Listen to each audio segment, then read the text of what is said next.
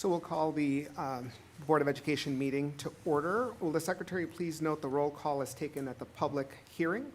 And so the quorum of the board is present, so the regularly scheduled meeting of October 21, 2024 is called to order.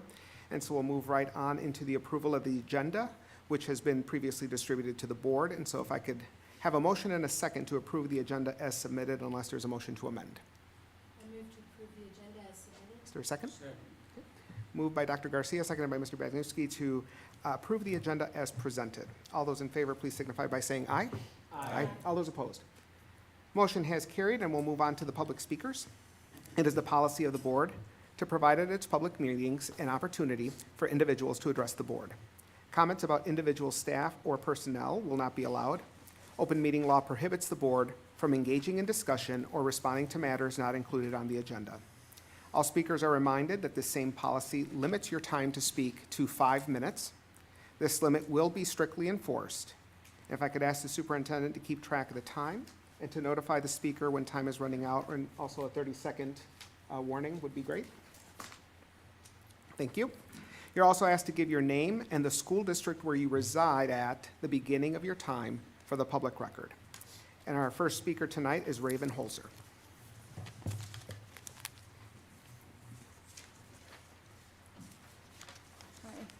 Hi, I'm Raven, and I reside in the La Crosse County School District. Am I good to start? Good evening, everyone, and I thank you for this opportunity today. My name is Raven Holzer, and I'm the organizer of Justice for Alex Xavier. Alex Xavier J. Pedron was my maternal cousin and also a student at Hinchin Elementary School at the time of his tragic passing in February 2023. I have contacted many of the La Crosse School Board district members regarding attendance matters and accountability and staff for not reporting truancy and other major concerns. The school year of 2021 to 2022 consisted of approximately 175 days. Alex Xavier was in kindergarten and was absent from school 61 days, tardy 16 days, and then 9 days recorded as excused from school early or an excused late arrival. Out of approximately 175 days, Alex Xavier only attended approximately 114 days of school. Following the school year of 2022 to 2023 again consisted of approximately 175 days, only 101 days of school prior to Alex Xavier's passing. Alex Xavier was in first grade and was absent from school 40 days, tardy 13 days, and excused out of school early on 2 days. 4 truancy letters were signed and dated on the same day, which was March 10, 2022. A follow-up meeting did not take place for 7 months. Hence, the meeting was held on January 5, 2023. The school district's policy stated a meeting was to be conducted within 5 days, but that never happened. Not forgetting to mention, a notice of habitual truancy was also signed and dated on March 10, 2022. Which was the 5th truancy notice. After the 5th truancy notice, the school's policy states that the school administration is to file a J102 form with the Crosse Department of Human Services or file truancy documents with the district attorney. Unfortunately, this did not occur. In September 2022, the La Crosse School District became affiliated with the National Attendance Awareness Campaign due to the local schools district seeing an increase in chronic absenteeism since the start of the pandemic. In some cases, chronic absency has nearly doubled, with as many as 32% of students missing 10% or more of school days. The issue is affecting thousands of students in schools across La Crosse County. I have not been able to find the solutions nor the progress made on attendance and truancy following this collaboration. At the time of school registration, there was no demographic such as birth certificate or any other legal documentation regarding guardianship, yet Alex Xavier was still enrolled online to attend Hinchin with an individual who stated she was his mother, stepmother, and aunt, which have all been proven to be false. Alex Xavier's biological mother had been denied school records by Hinchin Elementary School of her son's attendance and progress even after months of correspondence, although was added to Family 2 at the end of the year of 2022, but was still continuously denied access to her son's records until he had passed. Alex Xavier's mother was not physically able to retrieve records as she was not in the state of Wisconsin and was currently incarcerated, but that is no excuse for denying a parent their right to their children's school records. Many red flags were present. According to the school district's policies, the staff are considered mandatory reporters. Many calls and emails took place regarding Alex Xavier's welfare and concerns for his safety by staff at other local school districts and close relatives, but were continuously ignored. As no documentation exists regarding any reported concerns or follow-up, I am very concerned, and I question how the elementary upgrade referendum of 2024 will positively benefit attendance and how the protocols, policies for staff who are mandated reporters will be rightfully followed with an increase of students, given the fact the staff at Hinchin Elementary School had previously failed to do so given they had less students. I also would like to ask, if 57% of students are to live closer to their school, then how will managing attendance and truancy be pursued for the children that do not live closer and may be experiencing distance and economic disadvantages? I have asked similar questions regarding my concerns in a public meeting on March 21st, 2024, but they were not directly answered, and I find that it has yet to be addressed. I have a lot more I would like to bring up in these meetings, but I have limited time, so I will end here for today. I feel that Alex Xavier would still be with us physically today if more initiative was taken on following policy and procedure. I am not here to point fingers, but to raise awareness on how attendancy and truancy policies are important and can save a child's life. And with the new referendum of 2024, I strongly believe that the school board must address and give attention to such matters. Thank you for everyone for your time. And even though this matter is also personal, I hope that the above raised concerns are resolved with transparency and professionalism to ensure the growth and safety of all students in the Crosse School District. Thank you. Thank you very much. With no other speakers, we'll move on to our school showcase. And Summit Environmental School teacher Nick O'Keefe will be present to present for us, so please join us. Hi, everybody. Thanks for having me. My name is Nick O'Keefe. I am a current PE teacher at Summit Elementary. I do have a slideshow to keep me on track, but also to share what we have going on. I'm excited to be here, like I said. I'm the PE teacher. My heart is Summit Environmental. I have her little one, so I'm gonna move the slides. This is my family. I was raised outdoors. I have a passion for the outdoors. I love teaching in the outdoors and about the outdoors. Hunting and fishing, and that cabin is what made me me. Shots of my family here. Summit Elementary, these are some of our outdoor spaces. We became an environmental school in 2010. I wasn't there then, but I think I'm on year number 8 right now. So I'm working hard to develop an outdoor curriculum through my section, which is PE. So these are a couple of our shared spaces. We are working hard to put the outdoors in math, reading, and writing, and of course PE. I'm sharing the PE side of it for the most part today. You can see our focus to detail outside. We're excited. We did put an outdoor playground up. This thing almost killed me. It's hard to raise money. Everybody knows that we're all on budgets and things like that. This thing really did take some time. I've had the awesome opportunity to use La Crosse Public Education Foundation many times. I write a grant every cycle. I have many dreams listed on a sheet and I cross them out. So I dream it and they make it happen, and this is real. And it's specific to La Crosse. I don't know what I would do if I was in a different district. So this group of people have made so many things happen. All of these things I'm showing you today. So our whole school snowshoes. If it's fresh snow, our school's outside for 3 days. So that's kindergarten through 5th grade.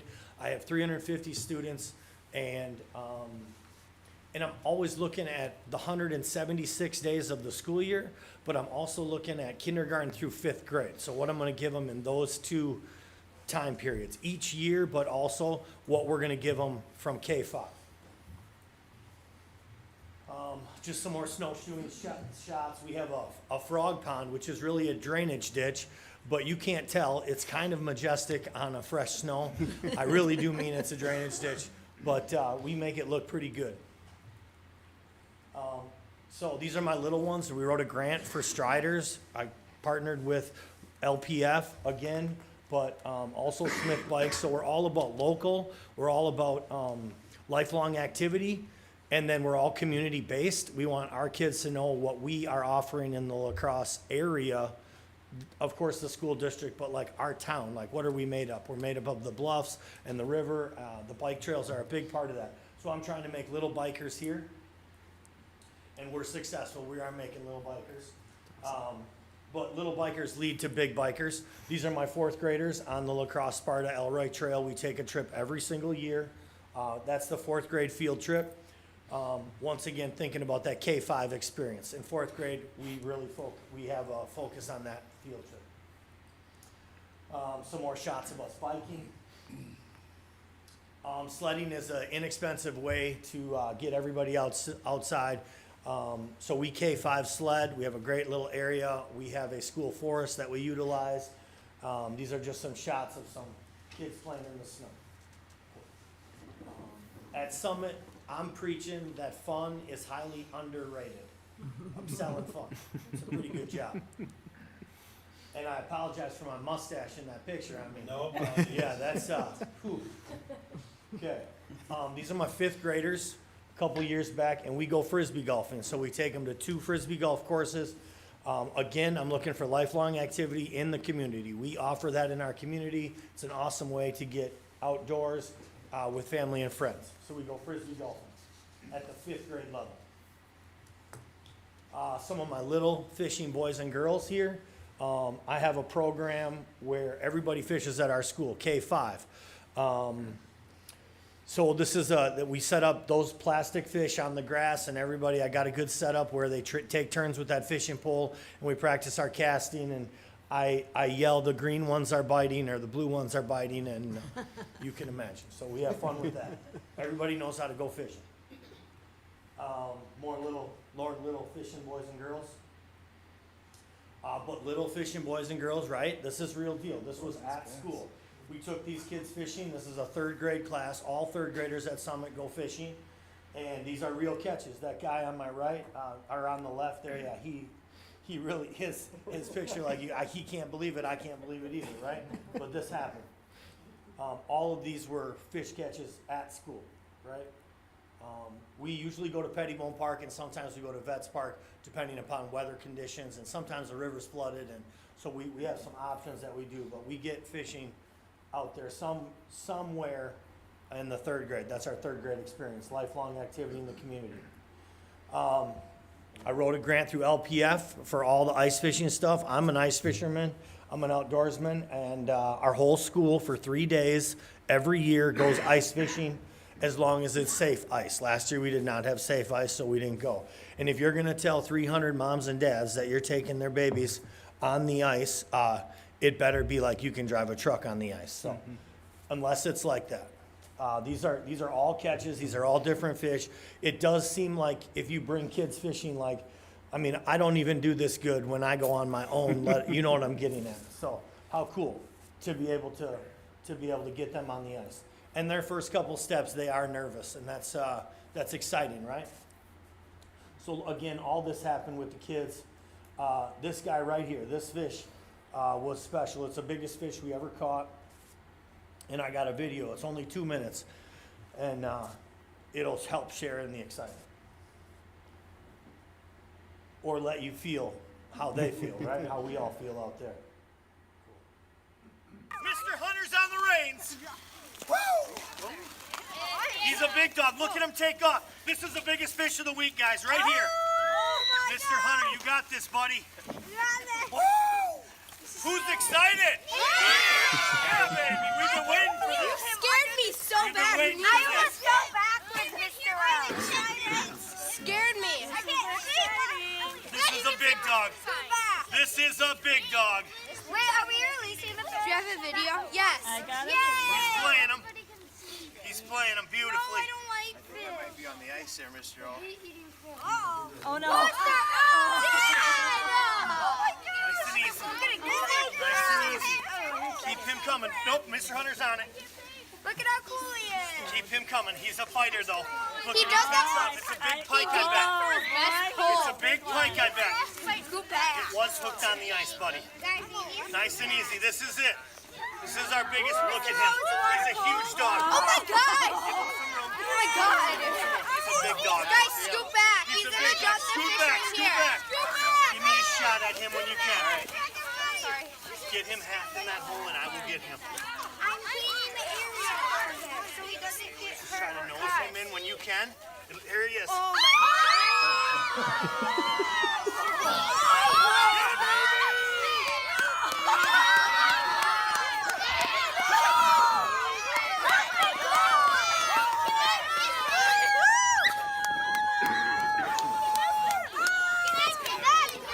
cool to happen at school, right?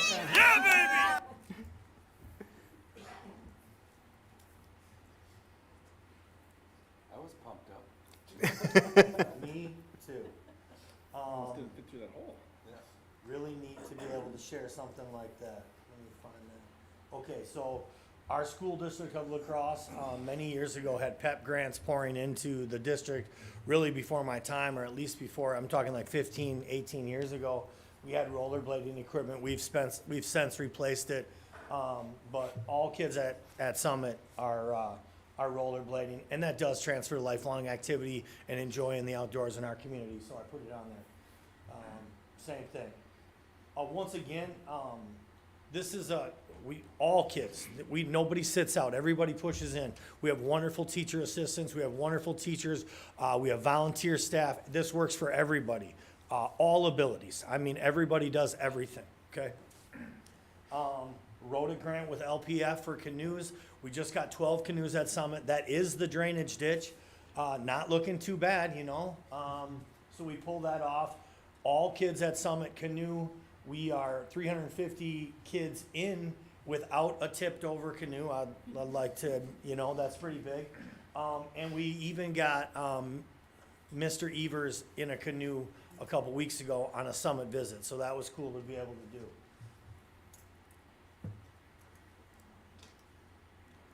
Summit Strut is a way to, it's a community activity, but it raises money for our PTO. We get pledges, so then that feeds a lot of the things that we need money for. And we're a kind of PTO. I sit on the PTO with Miss Laura here, the teacher rep, and if it's asked if our teachers ask it, we do say yes. So this is a big fundraiser. We just had our fundraiser and this year, and we did a great job. We have a big finish line. All intersections are blocked by cops and firefighters on French Island. We are a community. We put pamphlets out. There's signs everywhere, chairs on the bottom of driveways. Everyone's waving. It's an awesome community event. That's got a ton of energy around it. Some more Summit Strut. All kids get a T-shirt, and we all have a matching T-shirt that we use the whole year then for the field trips, big special days, things like that.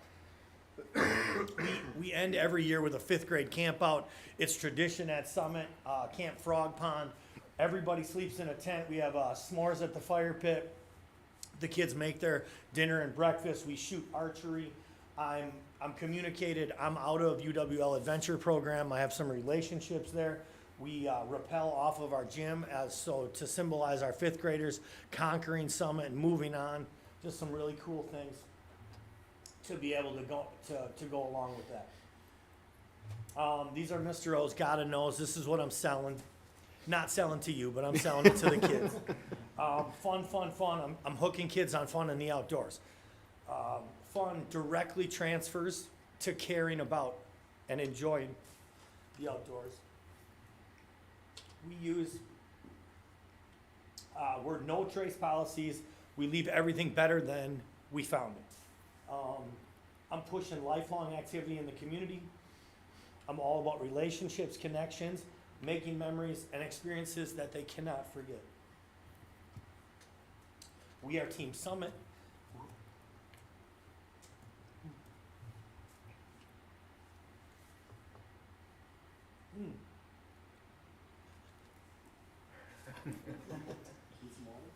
No. We're Team Summit. We have a handshake. And all kids are a part of something. If they're not a part of something else, they're a part of Team Summit. It does mean the world to me. We're a neighborhood school. It's a K-5 plan. The grants from the Public Education Foundation is what made all of this happen. Fun is highly underrated. We live life on an adventure, or we're always planning our next. And the memes is a contagious disease that lives everywhere. Make sure you don't catch it. That just means that you're thinking about, you should be thinking about others, not yourself. That's it. Thank you for letting me share. Absolutely. So if you don't mind, Mr. O'Keefe, we've got probably a few comments and questions. I saw You Ms. bet. Sukla first, and then Mr. Bagneski, and then Thank Dr. you. Garcia, and then Mr. Minka. So I was on the board in 2010 when we created this at Summit, and it seemed like the perfect place to do it. And so it's exciting to see what has come of it. I will also say that I enjoyed watching you during the video more than the video itself, because your enthusiasm is contagious. Thank you. A couple questions. What happens to the fish that the kids catch? We're a catch and release program. Okay? Yep. And then for the outdoor attire, not all families can provide adequate outdoor attire. What is provided for students, or what can be done to help with that? We're we're connected with a couple of churches. We have all winter gear. Thank you for bringing it up. All of our kids are geared with everything they need. Half of my equipment closet at Summit is boots, snow pants, coats, hats, and gloves. We just got a new shipment in. It's community connections. We ask for gently used stuff. We use some different funding that is provided through you guys in the district, but boots, hats, snow pants, coats, and gloves, all requirement at Summit to start winter. And then we got a whole pile of things, because not all stuff comes back, but we just keep pushing that everybody has to be geared for winter. We enjoy the outdoors no matter That's what the awesome. temperature. Thank you for the question. My last question is, you have a list of dreams you're checking off. What's next? Oh, it's a good question. I was working on it today. I am hoping to be able to have an annual event where we collect maple sap and make maple syrup. My dream is to have Summit Sugar Shack. Thank you for letting me advertise it right now. But that all kids K-5, we would tap trees, we would collect sap, we would have a cooking time, and it would produce a jar of syrup for each classroom to share over pancakes or even a cup of ice cream, and that would be an annual thing. And once again, it comes back to the K-5 plan and that yearly, that 176 days that we fill with activity. Thank you. Mr. Bagnesky? Number one, all those activities, I mean, they were absolutely great, and I'm glad you got, but the big thing that I think comes out of all of this is the sense of belonging. Yeah. And the second one, community. I mean, I think that's just super. Now, does any of this have connections to the classroom that are made? I mean, like, for instance, I could write about this in my writing class or notes or whatever. I could do some science out here. I could do some math out here and so on. So are there those kind of connections? So our dream is, you can tell this is from a guy who was there for many years, so thank you for your service. Yes, we are making curricular connections at all of these outdoor experiences. So we want math, reading, writing, science, all of that to have a curricular connection. So if we go snowshoeing, how deep was the snow? Who invented snowshoes? All of the things, little writing projects. The one I was typing in lists of goals for the maple syrup project. That's tree identification. There's some science that happens because of the transfer of sap there's a measurement that happens. We were thinking of connections. So even the ice fishing, how thick is the ice? Fish identification. For the canoeing one, the people that used canoes on our land many years before we were here, or on La Crosse's land before we were here. So yes, curricular ties all over. I'm pushing K-5 connections for all of our outdoor experiences. Great. We're on the way. Dr. Garcia? I didn't have a question, but I just wanted to say, like, I almost teared up too while you were talking about this. It's so important. I was diagnosed with pretty severe asthma when I was 5, and PE in school was a nightmare for me the entire 12 years. And it wasn't until I was in my 20s that I realized I love hiking, I love swimming, I love camping. I became a Girl Scout troop leader to instill the same kinds of things in young people, and it's just, there's so much more to physical activity than a lot of the things that I engaged with coming up, and to see somebody implementing that. These are lifelong things that people will carry with them forever, and really just build that love of environment and movement. Thank you for your work. Thank you so much. Thanks for saying that. We do have sport units, but we really push lifelong activity in the community, and it's so much beyond. There's only 12% of our population that participates in organized athletics after high school. And so it's all about biking, hiking, rollerblading, fishing, all of the other things that are on our list. So I'm pushing it. awesome, thank you.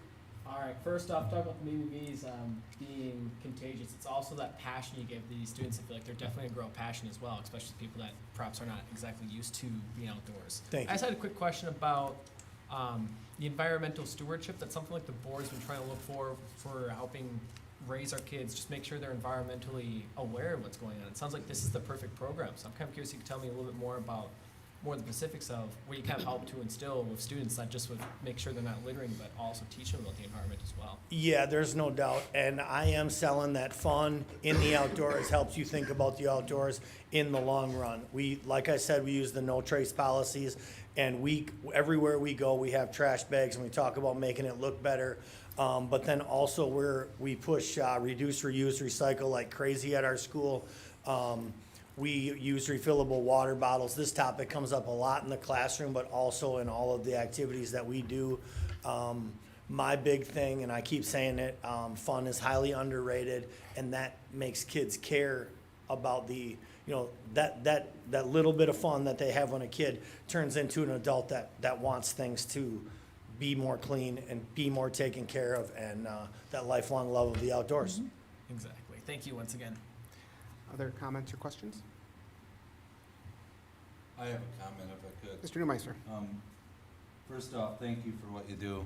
It's obviously that you put your heart and soul into this program, and I think it's a testament to not only you, obviously, because it is you're driving it, but the foresight that they had in 2010 implementing this. So I hope as we move forward in our journey here, we continue to bring on new things, new ideas, and not afraid to implement them. The worst thing that could happen is it doesn't work, right? Sure. But at least we're trying things. But I think you're obviously what is right with our staff and our group, and Cool. I'm so proud to be part of this, and mainly because of people like you, so thank you for everything. Thanks a lot. It's awesome. Any Letting other me brag it up feels really good. Thank you. Other comments?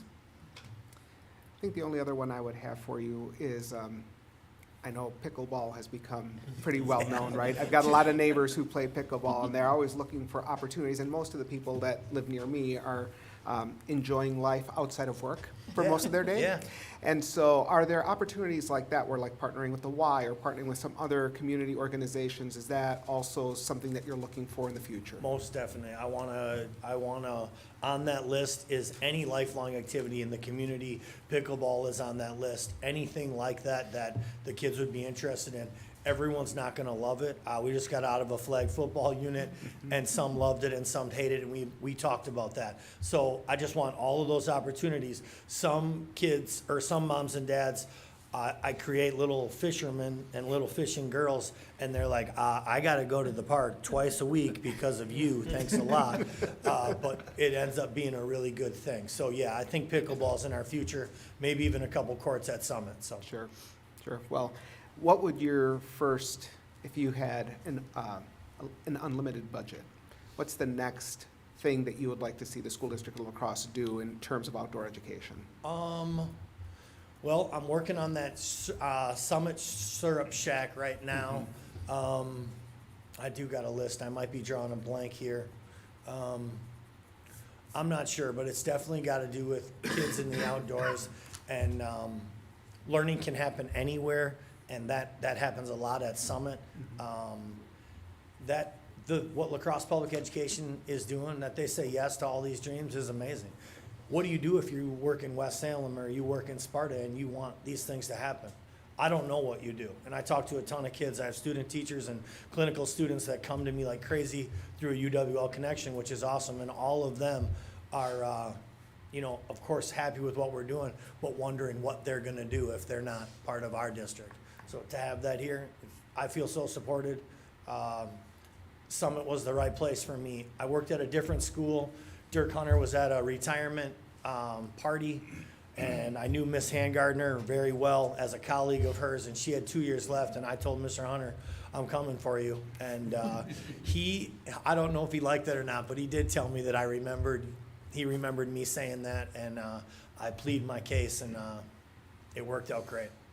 Awesome. I Lucky. just want to Dr. pick Sprague. up really quick on what you just said about the UWL students coming and asking that question, what am I going to do Yeah.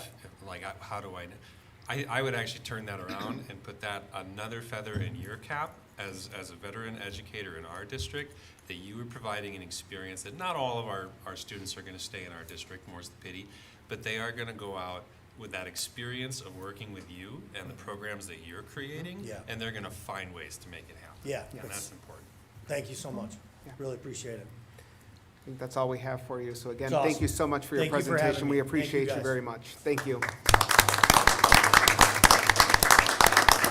She talked me into it. All right, our next item on the agenda is the referendum update and outreach. So anything that the board members would like to bring up for the good of the order, I believe we are 15 days out of Election Day, so we are getting closer and closer to finally completing this mission. So anything that the board would like to bring up?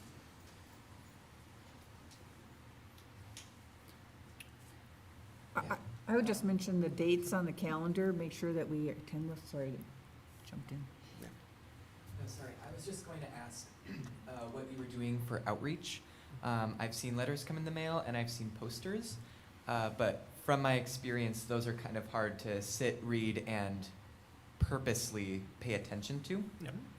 And so I'm wondering if you have been doing or plan on doing anything in kind of this final push. Yeah, we've done a fair bit.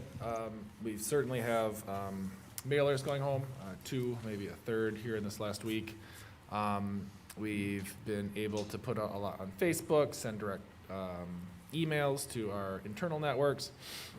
We have been invited to most of the neighborhood associations to present there.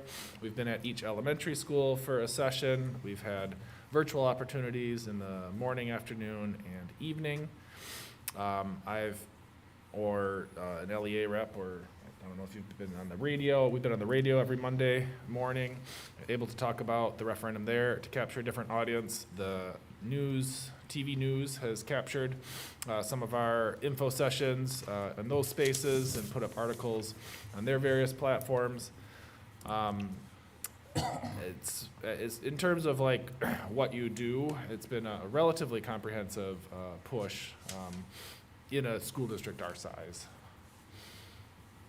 Always looking for new avenues to reach folks, though, of course. Anything else? We are at Logan Northside Neighborhood Association meeting tomorrow at 6, and we will have a later evening virtual referendum info session at 7:30. Ms. Burkdahl's over at the Holy Trinity Longfellow Neighborhood Association meeting right now. And then we have one on the 30th at State Road, and that will be the last before we vote on November 5th. Do we know where tomorrow's is held? Is it at the church or is it at the fire station? The fire station, It number is at 4 the Fire Station Community Room. Thank you. Mhm. Any other thoughts or comments from board members? I have just a comment Mr. on. Newmeister. Thank you. I have a comment on his question. I think we've all struggled with this because I have, honestly, I've never been part of something that we've really reached out more than I think we have for this referendum. Has been amazing. Multiple times every week, there seems to be something trying to get the word out. And honestly, I think it's paid off. And, you know, we were just at the Logan Central Arc game, Logan won. And it, you know, and I think just seeing people there talking to us, you know, we could have, obviously I wish we would have had more people talk to us about the referendum, but we were there and we passed out information and this is continuous. It's been like this, like I said, multiple times a week for a long time. So I'm very hopeful that people understand the question and the reasoning behind it. So knock on wood, in 16 days, we're doing some celebrating. Dr. Garcia's been to some farmers markets. Yeah, and Yeah. it's been great. People have wanted to stop and chat about everything and the referendum. Yeah. And so it's been nice to be in the community and have those conversations with people. Absolutely. Trevor set up a meeting with some parents at Javavino. Yep, good coffee chat with some interested folks again. And I think that's indicative of the larger kind of efforts that as individual board members within our networks that we're able to put together. I mean, I've been having coffees and lunch dates as often as I can throughout the weeks, you know. Every individual is kind of limited in that reach, and that's why we got to try multiple modes. The mailers, the surveys, the yard signs, all of it is ways of bringing people to the information and hoping that, you know, that they will take it in, so. And I think too, to Oliver's point, like it's hard to like process what's in the mailers, but then people come up to me at the table and say, I got something in the mail. Can you explain it to me, or can you Yeah. tell me more? So I do think there is an argument for, yeah, all the different kinds of outreach we can implement. Anything else for the good of the order? I guess one more plug due is voting begins, election day is of course November 5th, but early voting begins tomorrow. Good call. Good call. Absolutely.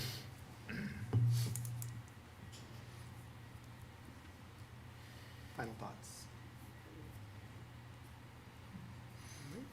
Hearing none, then we will move on to the approval of the superintendent's consent agenda. So the consent agenda is a mechanism that is used by the board to deal with routine business that must come before the body. Are there any items that the members want to remove from the superintendent's consent agenda?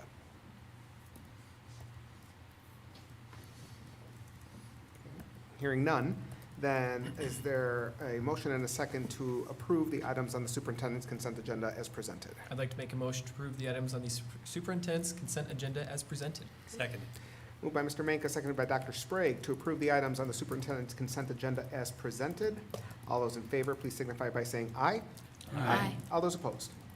Motion has carried, and we'll move on to the board consent agenda. There is only one item, so unless there's a discussion to be had here, I'll entertain a motion and a second to approve the items on the board consent agenda as presented. Similarly, I'd like to make a motion to approve the items on the board consent agenda as presented. Okay, is there a second? Seconded. Okay, moved by Mr. Manka, seconded by Dr. Sprague to approve the items on the board consent agenda as presented. Just to give one more opportunity, is there any discussion on this item before we vote? Hearing none, all those in favor, please signify by saying aye. Aye. All those opposed? Motion has carried, and we'll move on to matters reserved for board action, the first being the adoption of a resolution regarding the 2025-2026 school year start date, and I'll turn it over to Dr. Engel. I was able to send an email last week late with some additional information. State law indicates that school districts may not start school prior to September 1, except for certain exemptions. In the school district of La Crosse, 20% of our total enrolled pupils within our school district attend private schools. And so the waiver that we would be pursuing with the DPI to this law is excessive costs associated with the transportation of pupils who attend private schools that start prior to September 1. What a lot of folks don't know is that in Wisconsin, schools are required to provide transportation for private school pupils. And typically they start 10, maybe even 14 days before public schools start. And so that is 10 bus routes, 12 bus routes a day, AM and PM, picking up kids, dropping them off at private schools, bringing them back home, without us able to transport our public school students at the same time. So it's an additional cost added on. About 4% additional days and a $5 million budget adds up to a lot of money. If we're able to move our start date in alignment with our private school partners, then we would be able to mitigate those costs and use those resources for the various needs that we all know that we have. And so that's the framework behind this. Our calendar committee, a group of staff members met to discuss the possibility of a calendar like this in different ways it could be utilized.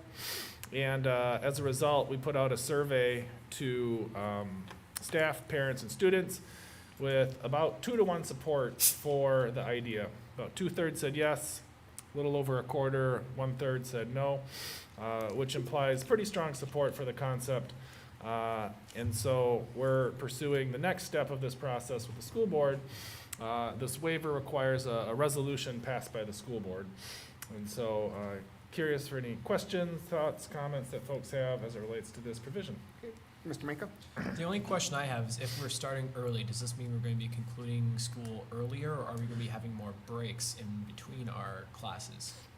Both are options. Initially, when we surveyed folks, we were contemplating an additional break in October, kind of break up the school year. We found at our year-round schools it can be rejuvenating for teachers and create better classroom environments. But through the survey process, what we heard from a lot of staff and parents was, hey, could we be done at the end of May instead? You know, that break in October maybe isn't as widely seen as needed, maybe a day or two, but could we get done in May? And in public school, we know that kids are kind of done by June. And so we're putting out that question to our staff right now to understand if they would prefer a break in October or get done in May.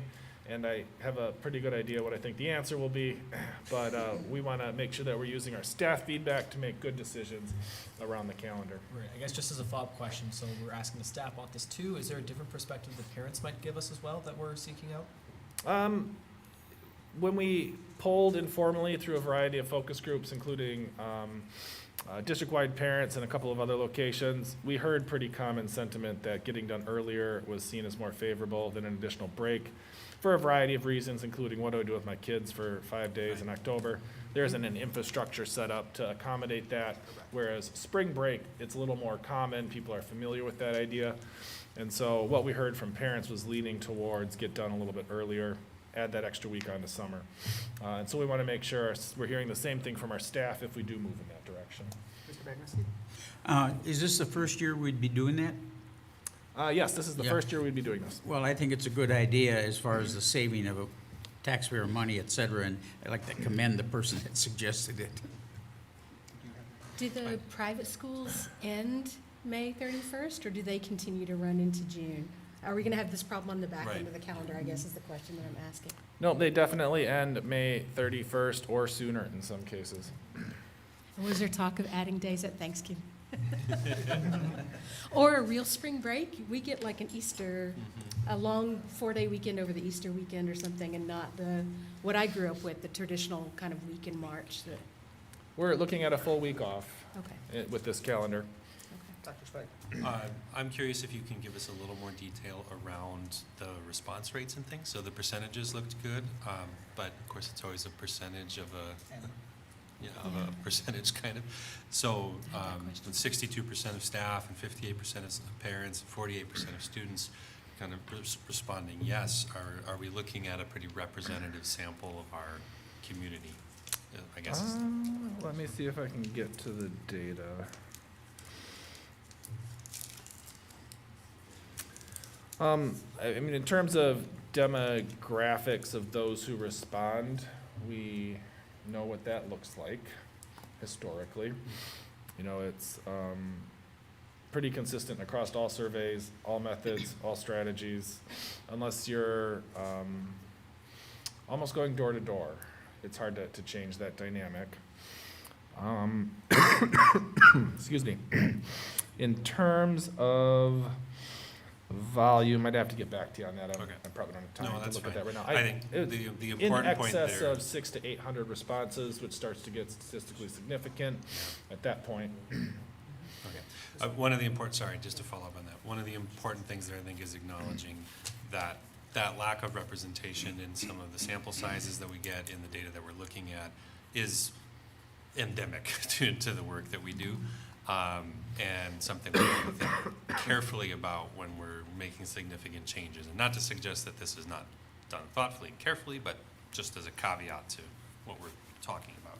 And I would say we're fortunate to have, while it's not the voice of those who have been historically marginalized, we have folks in our community who are strong advocates and are proxies in some cases, whether it's our EL teachers, our social workers, folks who work out in the community as community impact workers, and we listen to their feedback as well and what their perspective is as we think about these decisions also. Mr. Quinn? Assuming this is approved this evening, how soon is that calendar finalized so that people know when the breaks are and when graduation is and when grandma and grandpa will fly into town Right. for all those kind of Totally. things? Yeah, we want to notify folks as soon as possible. The deadline for the waiver date is January 1st, which often means that the governmental entity responsible for it won't look at them until January 1st. It's my goal to reach out directly to the Deputy State Superintendent to find out, hey, what's the timeline on this? Can we get kind of a soft up or down before you maybe have a formal process so that we can get as much advance notice to our community as possible?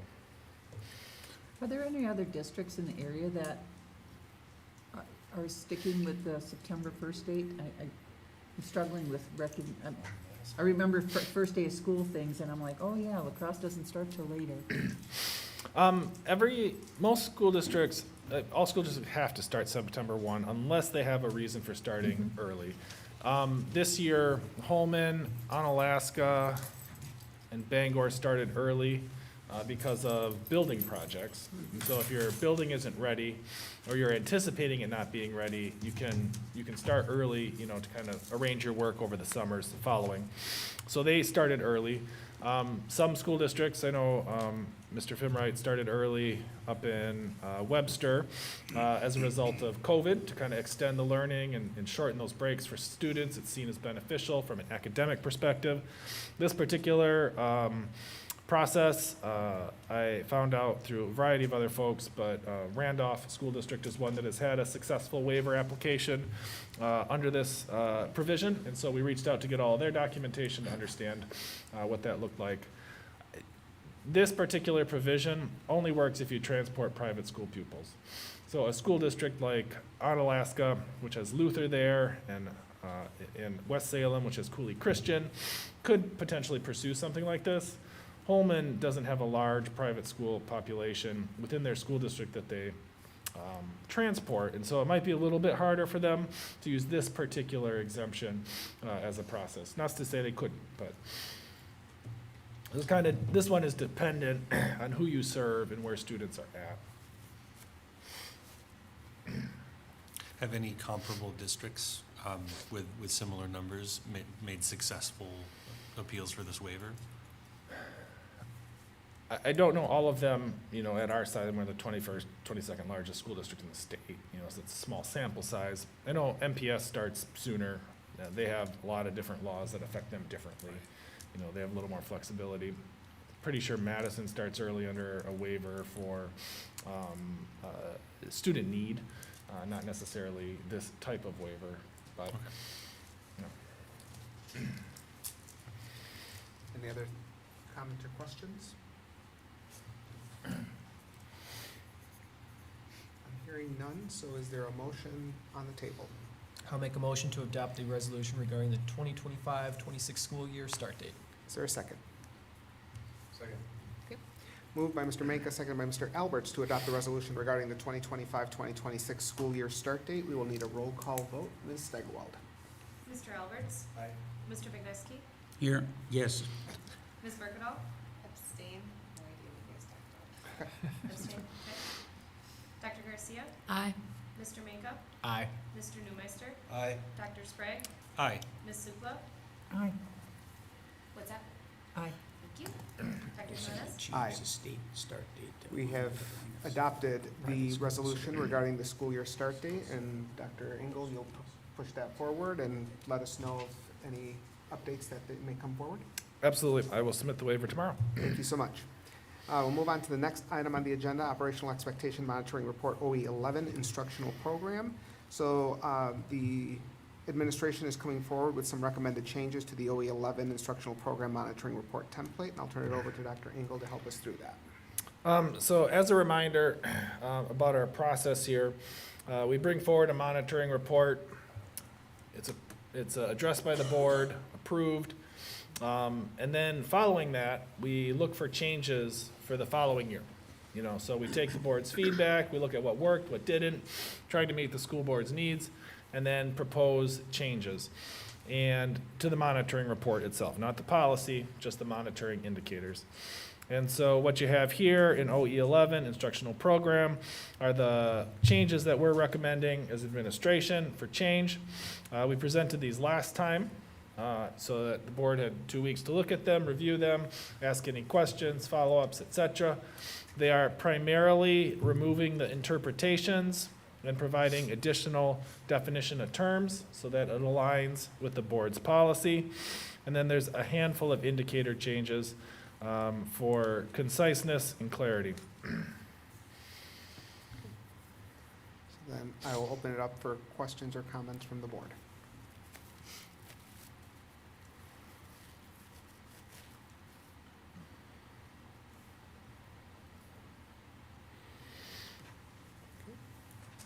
I'm hearing none. So then with that, then I'll entertain a motion to approve the recommended changes to the OE11 instructional program monitoring report template. I make a motion to approve the recommended changes to the OE11 instructional program monitoring report template. Is there a second? A second. Moved by Mr. Manka, seconded by Mr. Newmeister to approve the recommended changes to the OE11 instructional program monitoring report template.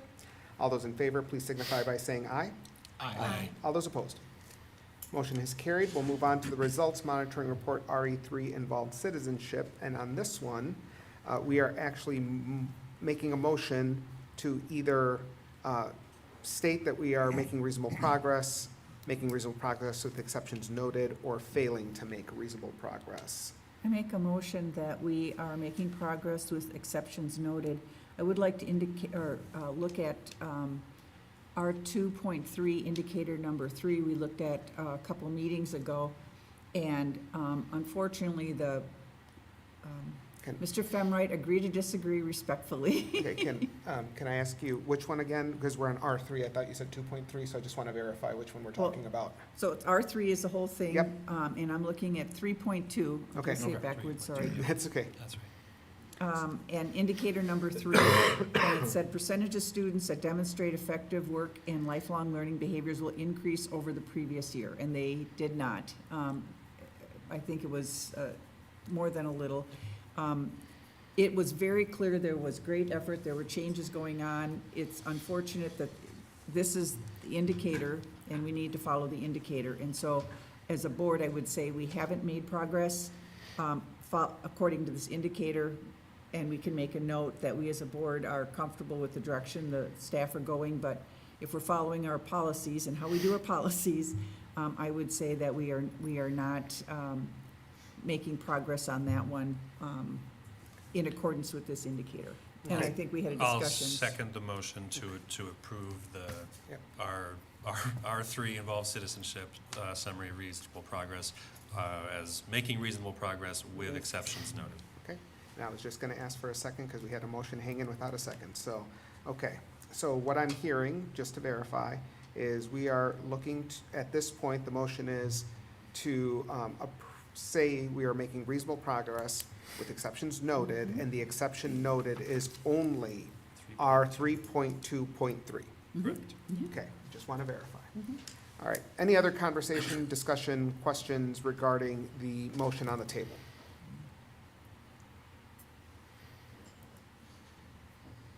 And I understood from our conversation from a couple meetings ago, we could add a note, because even though we're saying that we didn't see that increase from 1 year, and I'm hoping that when this comes back, staff look at rewriting the indicators so that they don't tie themselves into that spot that they are. But the efforts that are going forward are the right efforts, and we as a board certainly support those efforts, and I don't want staff to feel like they didn't do a good job. And I know that we've talked in the past that we need to be honest with ourselves and honest with our information and our data, and if our data is showing not reasonable progress, then we need to be honest with ourselves for the future. So, okay, any other conversation?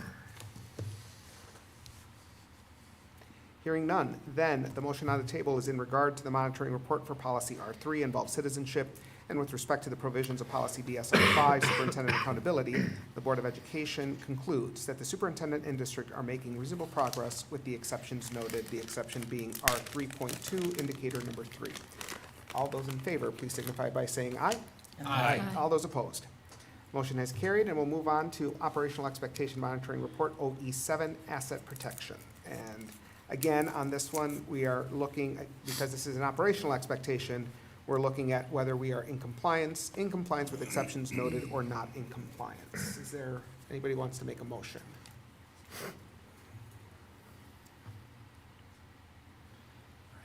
I'll make a motion to approve the operational expectations monitoring OE7 asset protection as in compliance. Okay, is there a second? I'll second. Okay, moved by Dr. Sprague, seconded by Dr. Garcia to state that our OE7 is in compliance. Is there any discussion on this one?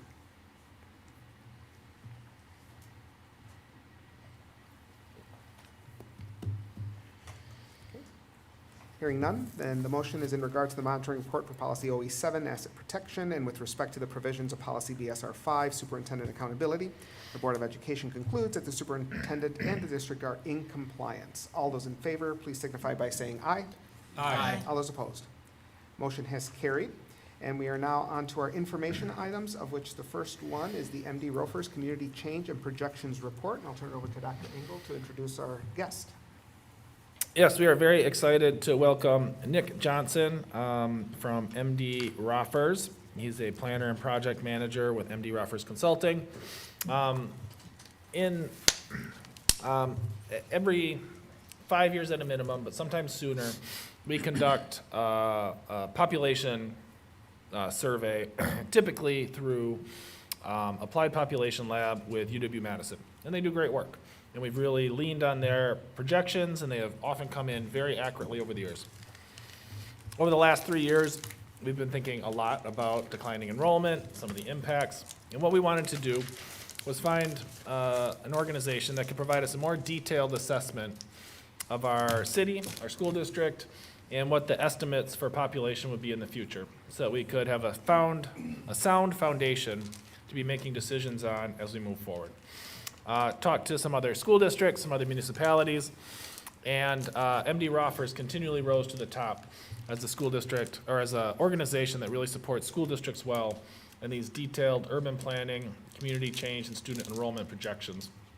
Looked at some examples from places like Janesville and West Dallas, West Milwaukee. Saw really great products and was excited to engage with them. And they've been working for maybe 6 months now, 4 or 5 months, to put together these projections. And have a great report, and they're here to present a presentation that overviews that report, and excited to have Nick here today. I can continue to tap dance.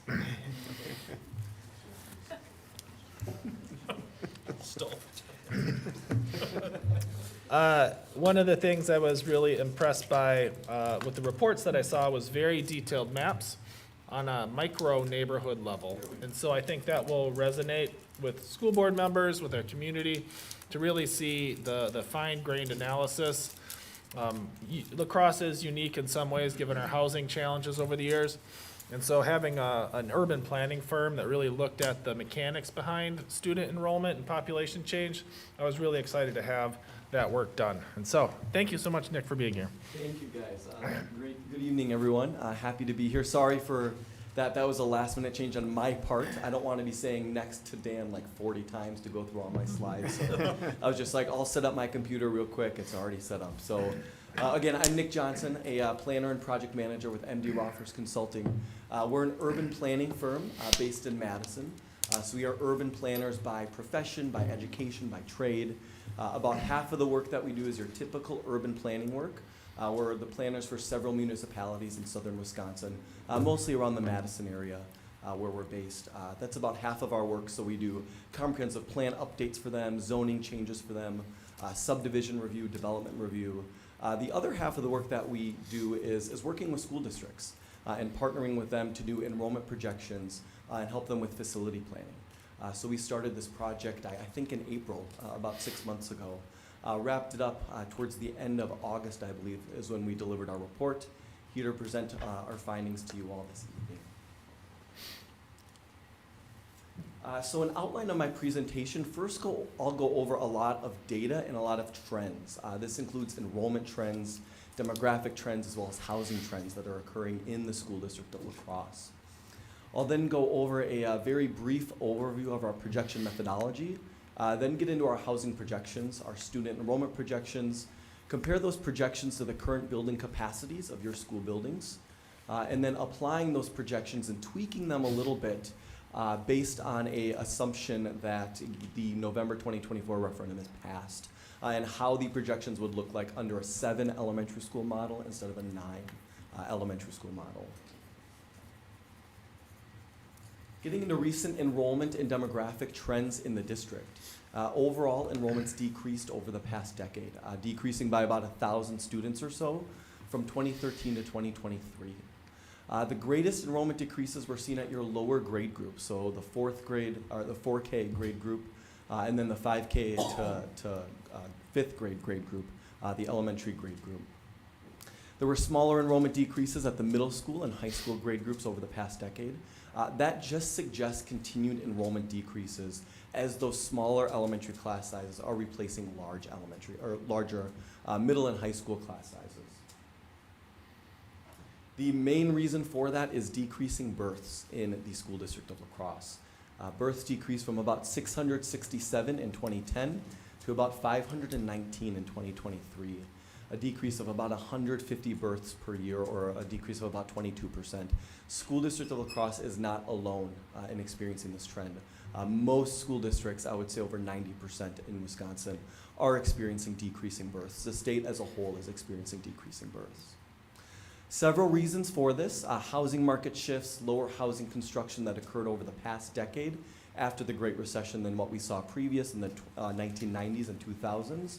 As well as large macro scale demographic changes. This does help to explain most of the recent enrollment decreases, suggests more to come.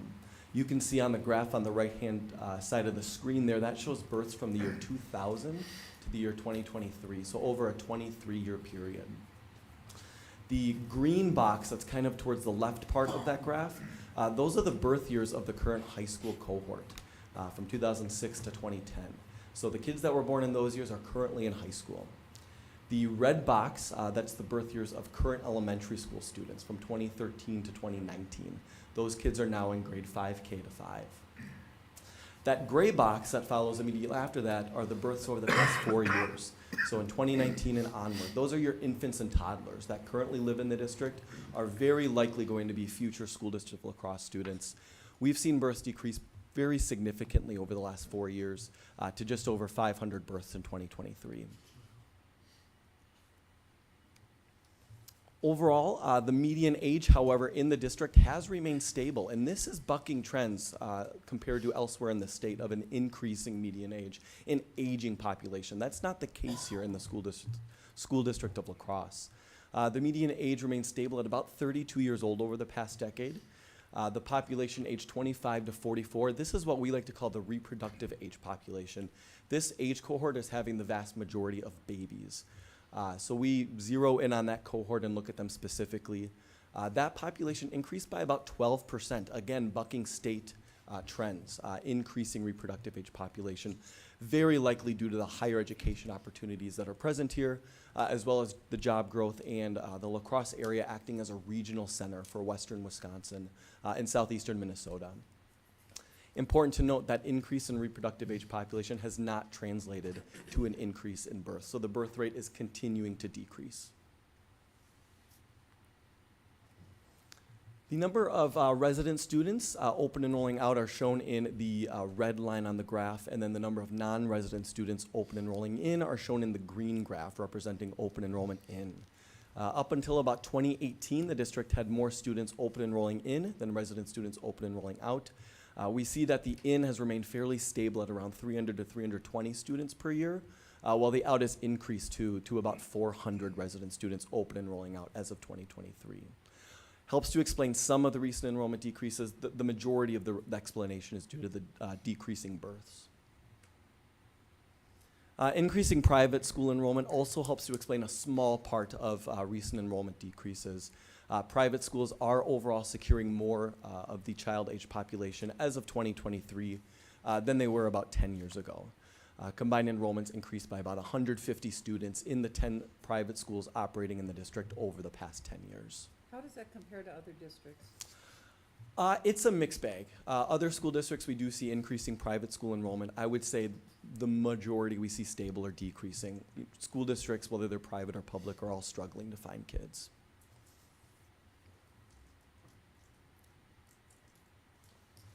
Looking at recent housing trends in the school district of La Crosse, a healthy market has a vacancy rate of about 5%.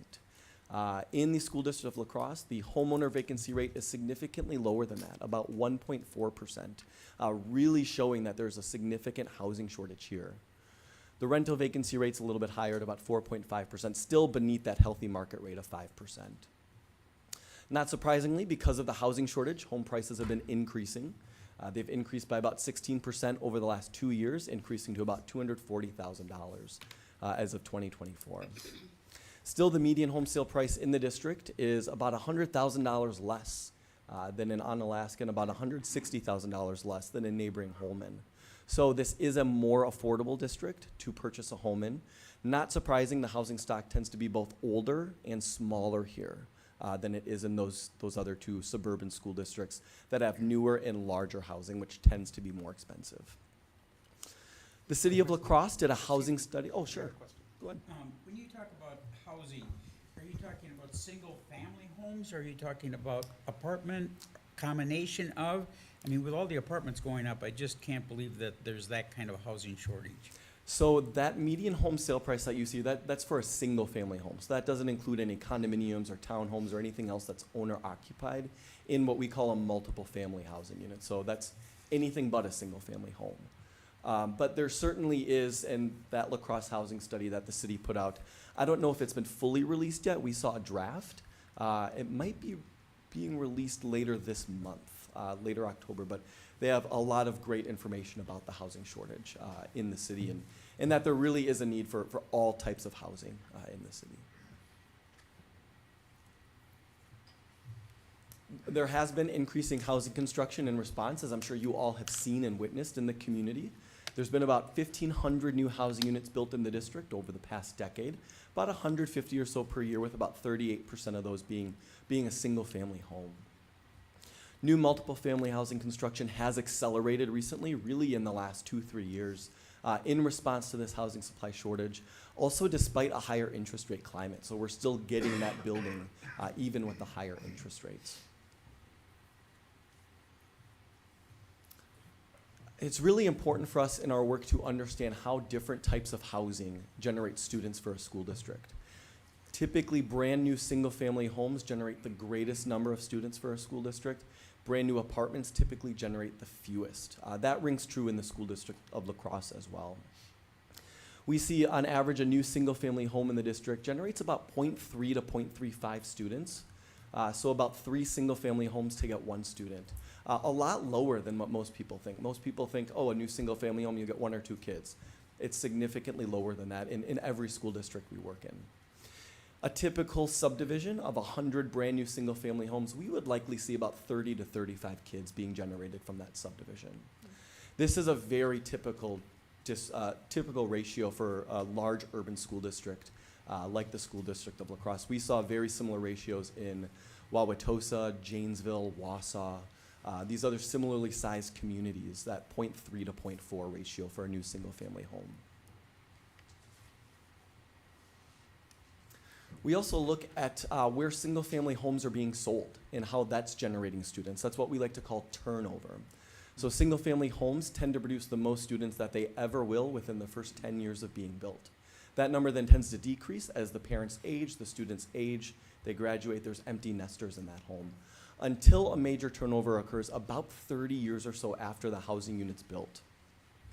So this is one of our maps from our report. This is a snippet of it. It's a much larger map. This is just the city zoom of the map, showing where turnover to new households has been the highest in the city in those dark green shaded neighborhoods. However, we know most of the housing in the school district of La Crosse, particularly in the city of La Crosse, has been built since the 1960s or even earlier. So has really already experienced that major turnover. Mr. Minka, Sure. then Dr. Strike. Yeah, so the school district of La Crosse encompasses more than just the city, so we're able to get a view perhaps later of the map more zoomed out to see more of like the other towns. Exactly, yeah, our report shows these maps in full. This was just a snippet of the map to see it zoomed in into the city. I have a question about the color coding here. I assume the numbers in each segment refer to the raw number of houses sold, right? That is correct. So the how is dark- it that, so in, around Ferry Street, Main Street, number 30 is dark green, whereas down south, 60, 61 are not? Sure, yep. Yeah, so the darker green shaded neighborhoods are where there's significantly more numbers of single-family home sales over the past 5 years. So it's like sales per capita, kind of? It's just the raw number of sales. So if there's 160 single-family home sales in that neighborhood over the past 5 years, you would see it shaded that dark green color.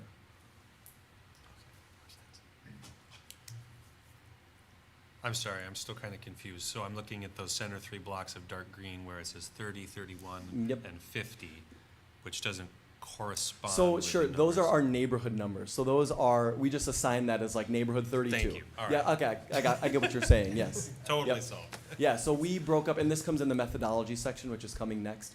We broke the district up into 81 neighborhoods. They act just as puzzle pieces for us. So that's the, those numbers that you see on the map there. Yep, they don't exactly correlate to the number of single-family homes in the Right. neighborhood. Yep, good question. In the northeastern part of the city, as well as the southeastern part of the city, as well as in parts of the towns, there have been homes built in the 1990s and 2000s. We are expecting those to turn over. Some already have, but we expect those to continue turning over through this decade as well as into the 2030s. They'll likely be dominated by large numbers of high schoolers now. By the 2030s, we'll likely see those dominated by large numbers of elementary school students. Looking at student generation from multiple family housing. So multiple family housing is our term for anything that's not a single family home. So duplexes, townhomes, apartments, condominiums, anything but a single family home. A new market rate multiple family housing has really tended to be marketed towards young professionals, seniors, childless couples. Produces students at significantly lower rates than do new single family homes. There's been about 640 of these built over the past few years in the district. There are 6 kids coming from those 640 units. So significantly fewer kids being generated from these apartments than what you would think. So you need about 100 units to produce 1 student. So a new apartment building, 100 units, there would likely be 1 student attending the school district of La Crosse schools. But are you seeing then, so like if there's seniors moving in there, I mean, then they're selling their homes elsewhere, that there could be students moving into? Yes, certainly. So if there's a lot of senior housing that's built in a community or housing that is attractive to that demographic, like I think there's a new, very small neighborhood, the Navy Reserve or something, just south of here. We've worked in other communities where we've thought that that type of housing would be very attractive to young families with young children, first-time home buyers. They are almost always being purchased by seniors because they are selling their home for cash. They're selling their home and they're buying that new small lot single-family home for cash. Usually in those neighborhoods, there's lawn care, snow, all of that is taken care of for you, so it's really attractive to that senior demographic.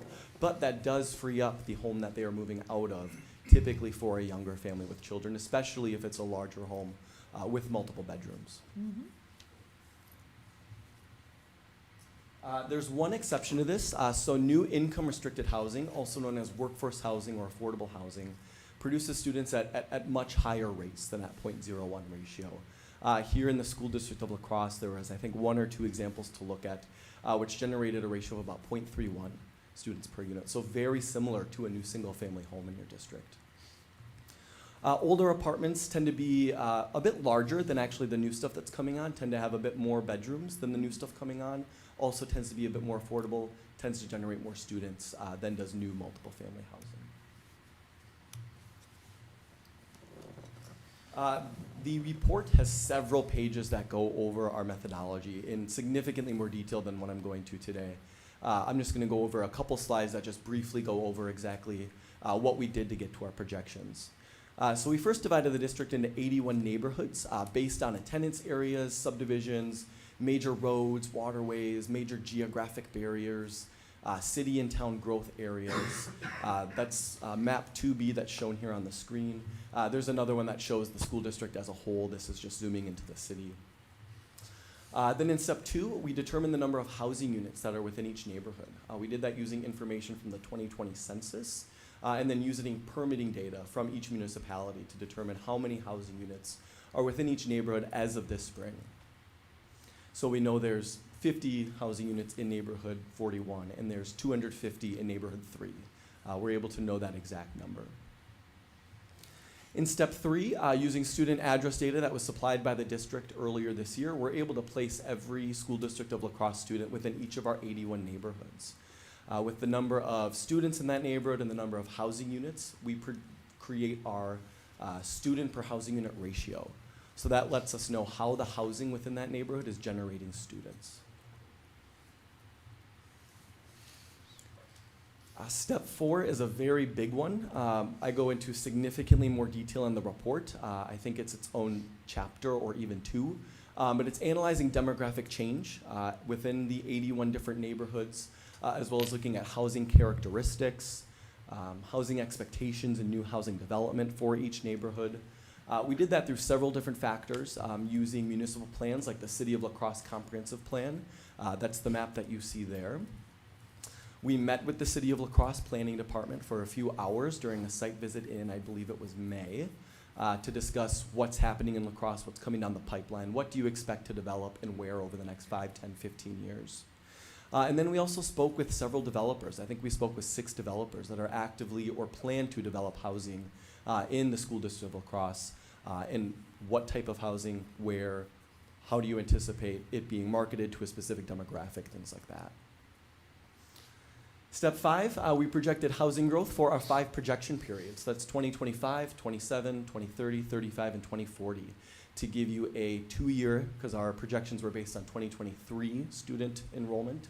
So a 2-year, a 4-year, and then so on and so forth every 5 years until 2040. And then in step 6, using the information from step 4 and 5, we projected our student per housing unit ratio. So how we anticipate students being generated from the neighborhood based on demographic change, based on new housing being developed in that neighborhood.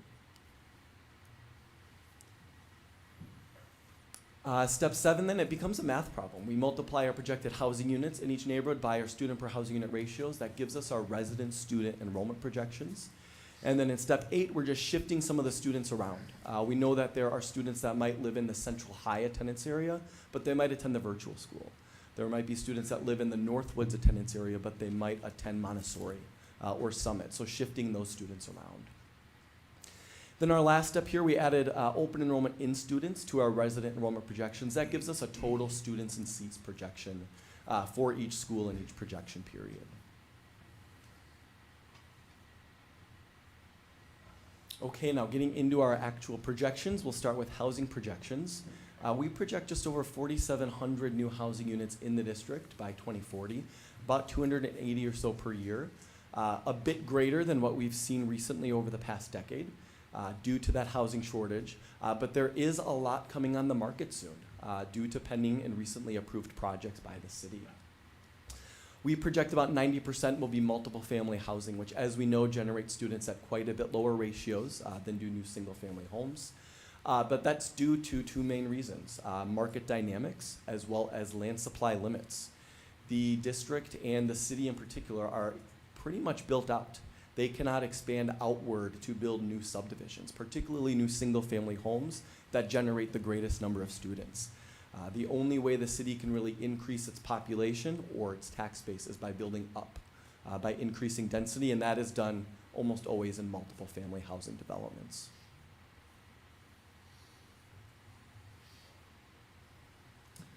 In the city specifically, we project about 4,300 new housing units by 2040, about 90% of the total in the district, average of 265 per year. There is increasing interest in La Crosse from large regional developers. We spoke with 3 developers that are new to the area, one from Milwaukee, one from the Twin Cities, and one from Des Moines, that are very excited and very bullish on the La Crosse housing market and building a lot of housing here. So they are very excited about that, particularly in the River Point district. That's an older image. I drove by it today. I don't know if it's exactly open, but it looks a lot different than that. But we project about 1 out of every 4 new housing units will be built in the River Point district, about 1,200 new housing units. This is another zoomed-in version of a much larger map that shows our housing unit projections. This is what we like to call a heat map. So the warmer shaded neighborhoods are where we project more housing to be built. So those red and orange shaded neighborhoods, and then less housing in the yellow and green shaded neighborhoods. Projected housing growth really focused in that River Point district that I just mentioned, downtown La Crosse, the South Avenue corridor, as well as the lower north side and Depot neighborhood, just north of the Marsh on the north side of the city. Looking at outside of the city, looking at your towns, significant town-based housing development is really challenging given topographic, elevation, other environmental constraints that exist in the towns. But we do project about 360 new housing units in the towns, just under 10% of the total. All of those will be brand new single-family homes. About half of those we project will be in the town of Shelby. They have a bit more land that's available for development of single-family homes.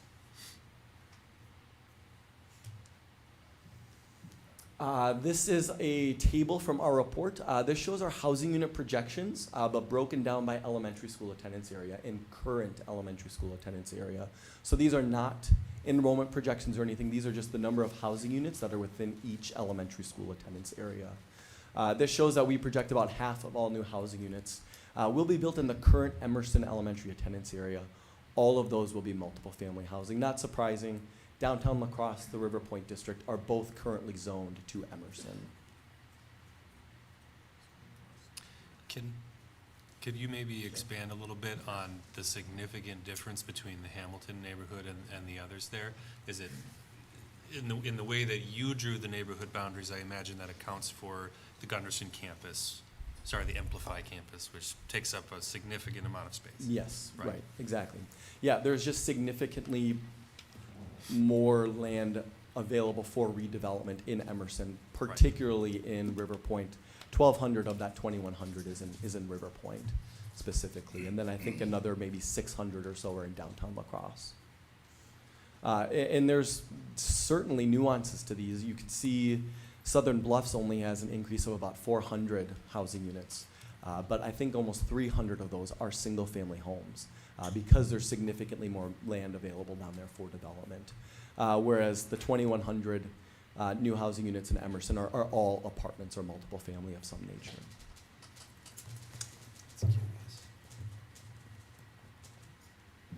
All right, a minute to pause before we get into our enrollment projections to just keep in mind a couple things. So the projections you're about to see assume a continuation of current conditions. So no changes to the number of schools, no changes to attendance areas, grade groupings, class sizes, anything else facility related. Later in the presentation, I will tweak our projections and show those under that 7 elementary school model with the assumption that the November 2024 referendum is approved. Can I ask one more quick question Sure. before we go into new data about the student generation from new single-family homes? The ratio that you gave of 0.32 to 0.35, forgive me if you did go through this and I missed it. You mentioned that ratio is typical for larger urban school districts like ours. How has that ratio borne out historically? Do you have a more longitudinal context for that? Yeah, in other urban districts 10 years ago, it was probably more around 0.5. Okay, so over 10 years, that overall ratio has trended downwards. Definitely. Okay. And in suburban school districts, particularly in exurban Milwaukee or suburban Madison, we typically see a new single-family home generate about 0.7 to 0.8, so quite a bit higher. That has also decreased from maybe closer to 1 or 0.9 about 10, 15 years ago. Wow.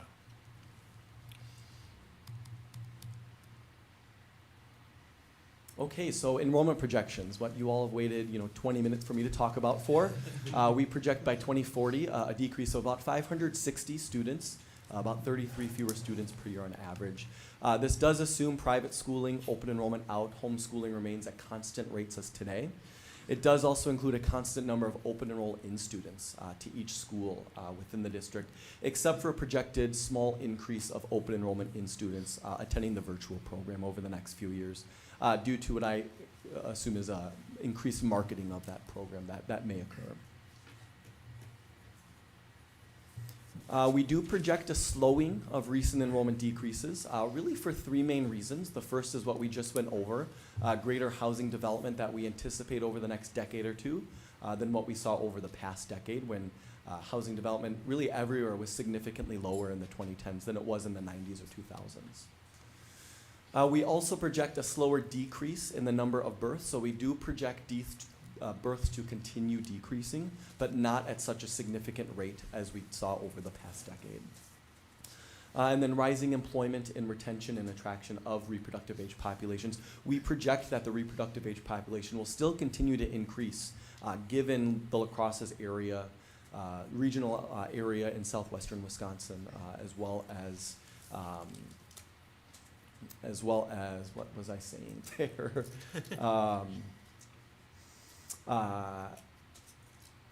Just due to increasing folks moving here for work and education. So we project that 25 to 44 age cohort to continue increasing. We project about 55% of the enrollment decrease, about 300 fewer students to occur in the rest of this decade, and then about 250 fewer students to occur in the decades of the 2030s. We do generally project enrollment decreases will be greater on the south side of the school district than on the north side of the school district. Say that last part again? About the north side and the south side? Yeah, we project enrollment decreases will be greater on the south side of the district compared to the north side of the school district. A lot of that has to do with very large middle and high school class sizes that currently reside in the southern half of the school district. For elementary school, we project a decrease of about 220 for K to 5 students in your traditional elementary schools by 2040. Most elementary schools are projected to decrease in enrollment. The greatest are projected at Hinton, Spence, Northwoods. Enrollment at Hamilton, Emerson, and Southern Bluffs is projected to remain relatively stable through 2040. Looking at the middle school and high school, we project a decrease of about 117 middle school students at your 2 middle schools by 2040. The majority of that decrease will be at Longfellow on the south side of the district due to very large current 7th and 8th grade class sizes at that school that will be replaced by significantly smaller 4th and 5th graders that are assigned to Longfellow. A very small decrease at Logan, mainly through this decade, and then remaining very stable through the 2030s. For grades 9 through 12, we project a decrease of about 260 students by 2040. About 2/3 of that will occur at Central and about 1/3 at Logan. Really due to larger current class sizes, replacing smaller classes that I mentioned earlier. As of earlier this year, the average high school class size was about 50 students larger than the average elementary class size. Comparing our projections to the building capacities of your school building. So first we'll start with elementary, then we'll get into middle and high. So projected for K to 5 enrollment at the traditional 9 elementary schools is about 1,700 students, lower than the combined functional capacity of those 9 traditional elementary school buildings. So projected 2040 enrollment at the elementary schools would be about 2,200 students, occupying only about 55% of the seats that are available at the elementary school level, about 3,900 seats available. Middle school and high school, we project enrollment at traditional middle schools will be about 800 students lower than the combined capacity of the 2 middle schools by 2040. And then at the high schools, projected enrollment will be about 1,500 students, lower than the combined functional capacity of the 2 traditional high schools in La Crosse.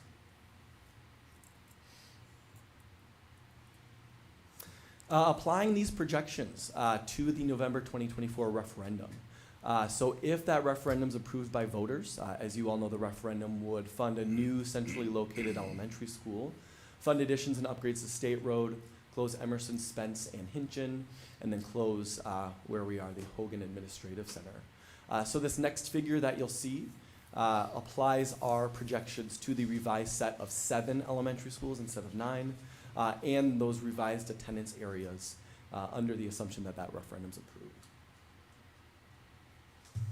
So the expanded, upgraded State Road Elementary and new elementary at the Hogan site would open just under their operational capacities, with enrollment projected to decrease at both of those schools thereafter. State Road would open in 2027 with about 425 students, with a capacity of about 450. And then the new Hogan site elementary would open with about 530 students, with a capacity of about 550, so just under that. Projected 2040 elementary enrollment, that 2,162 figure that we just saw a couple slides ago, would occupy much more of the available elementary school seats, about 68%, so just under 70% of the combined capacity of those 7 elementary school buildings, much greater than that 55% that they currently occupy. That's all, folks. Bet there's going to be questions, so I'm more than happy to take any questions or comments you all have now. If you could scroll back to that last slide that you showed with the enrollment projections to building capacity. I guess a question I have, and I don't know if you're the right person to ask this, but would you know what an ideal occupational capacity is of buildings? You know, is 68% good? Is 68% too low? Is 68% too high? Would you happen to have any, and it's okay to say you don't, I just didn't know if, so I thought I'd ask. No, that's a great question. If you're working with a architecture firm, they would probably have a better answer. Mm-hmm. From what I've seen, and we've worked with just under 50 school districts, that's still fairly low. We typically see, and it's more typical for larger urban school districts like the school district of La Crosse that has experienced decreasing enrollment, but most other school districts we work with, that ratio is a bit higher. So you mean it's low in comparison to That's our exactly neighbors? right. Okay. Yep. Yeah. We would typically see the districts that we worked with recently, we've seen that more around the 70 to 80 to 90. I'm Ms. feeling Birkenau? super dense. I don't get it. How, does everyone else get it? Like, how are we adding so much more housing, even if it's like a 30% birth, 0.3%, whatever? Like, how is it still resulting in fewer kids in our, does everyone else get it? People aren't having Yeah. kids, yeah. So Point three for the every 3. multifamily just in the River Points there, Yeah. Emerson neighborhood, 2,100 units, right? A lot of housing. But, but our experience here is that it gives you 1 kid per 100 units. So divide 2,100 by 100, all of those units produce 21 kids, maybe. Maybe. Right, because we had the 640, and this was the hard numbers that we had. We got 6 students from 640 new housing units added just in the past couple of years, That's if I'm exactly remembering. right. Wild. Yep. Yeah. Yeah, there's. Why are we teaching sex ed? It's unbelievable. Stop teaching. Yeah, there's- Well, I mean, I know where there's about 32 and a half acres sitting around for single-family homes Right. on the south side. Nobody's using yet. Other The The questions? city is looking at too many parking spots, therefore should we change parking spots? And they have their ADU, and like you said, we can't go out, so we gotta go up, so that's the incentive from the city. Yeah. Yeah, and there's just a couple more reactions to your comment, Katie, that there's births certainly going down, and that's not unique to the school district of La Crosse. We work with several school districts, and they need a lot of housing, and particularly a lot of new single-family homes. And I'm talking, I'll pick on the school district I live in, the Sun Prairie Area School District outside of Madison. It has about 8,000 students, and the city itself is permitting about 600 to 700 new housing units a year, of which about 200 are single-family homes. So enrollment there is increasing, and it's increasing by 40 or 50 a year. It's a lot less than what you would think. School districts that have more moderate levels of housing development or even high see enrollment remaining fairly stable. Those that don't have a lot of housing development or have housing development of not the wrong type, but the type that just doesn't produce children are experiencing decreasing enrollment. Can I pick on Sun Prairie for a second then? Sure. With the numbers of permitted units going in, and you said most of it is single family, or 200 and some are single family homes? About a third. Mhm. Okay, is that resulting in the same or similar ratio to what you've calculated here? The 3.2, or 0.32 to 0.35? No, their ratio is closer to 0.65 or 0.7. Well, that's not fair. Holman, Holman is experiencing declining enrollment despite all the building that we see there. It's been stable at best for the last 4 or 5 years. They're just keeping their head above water. Go ahead, Alan. My question is, have you personally, or you as an organization, noticed a correlation between behaviors and trends, either on the city level or the school district level?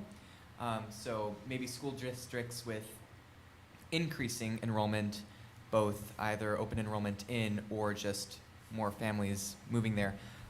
Maybe they offer more extracurriculars, or maybe a city offers more public parks. Like, is that something that you analyze that we can look into at all? Yeah, good question. We see in our work, in a lot of it can be driven by the school district to try to attract students, either in open enrollment or to attract families through programming, like Mr. O'Keefe's amazing presentation that we all really enjoyed. I'm sure that is attracting folks to the school district of La Crosse. And if there were, 100 of them, I'm sure we would see open enrollment increase pretty significantly here. So programming is certainly something that the school district can take on. Investing in modern facilities, upgrading facilities. If a suburban school district has brand new all schools, that's going to be very attractive for families to move to, particularly for those kids. I think the other great advantages that the school district of La Crosse has is the density and urbanity that can attract families that can walk to school, that can walk to work, that can afford, the older housing stock here that is still really in great shape driving around. Did that answer your question? Yes. And I think, it's a lot of it is driven, of course, by the schools, but also, of course, by city initiatives with development, with parks, with events, things like that. And if a family wants a brand new home on a half of an acre that's 3,000 square feet, that will not be built here. But there's a lot of other great types of housing and great advantages to families and families choosing La Crosse and kids going to La Crosse schools. Mr. Minka? Yeah, so I'm mostly focusing in on the increase of the reproductive eligible residents entering into La Crosse. Is there anything like any demographics or any changes that Sun Prairie has such a higher birth rate or a higher enrollment rate from those single-family homes that you think La Crosse doesn't have? Yeah, so Sun Prairie might not be the best example because it is the Holman or Onalaska of Madison. So it has the significant room to expand and build, and is also the district that folks leaving Madison are going to for that new single-family home or whatever. So kind of piggybacking on that, I'm curious about the assumptions accounted for in your enrollment projections for our transfer in, transfer out numbers. You noted earlier in the presentation when they sort of flip-flopped, we had a positive net balance for many years, and now we've for 5 years or so had a negative. How did that factor in? How did continuing projections for enrollment in, enrollment out factor into the calculations? Yeah, I talked to Dr. Engel about it and decided that keeping those numbers constant at current would be the best. We didn't feel one way or the other that they would decrease significantly or increase significantly. We did increase open enrollment in at the virtual school for, I think, through 2030. But at the other school level, we just kept that constant moving forward. So you held constant at about a net loss of 100 students? That's exactly right, Okay. yep.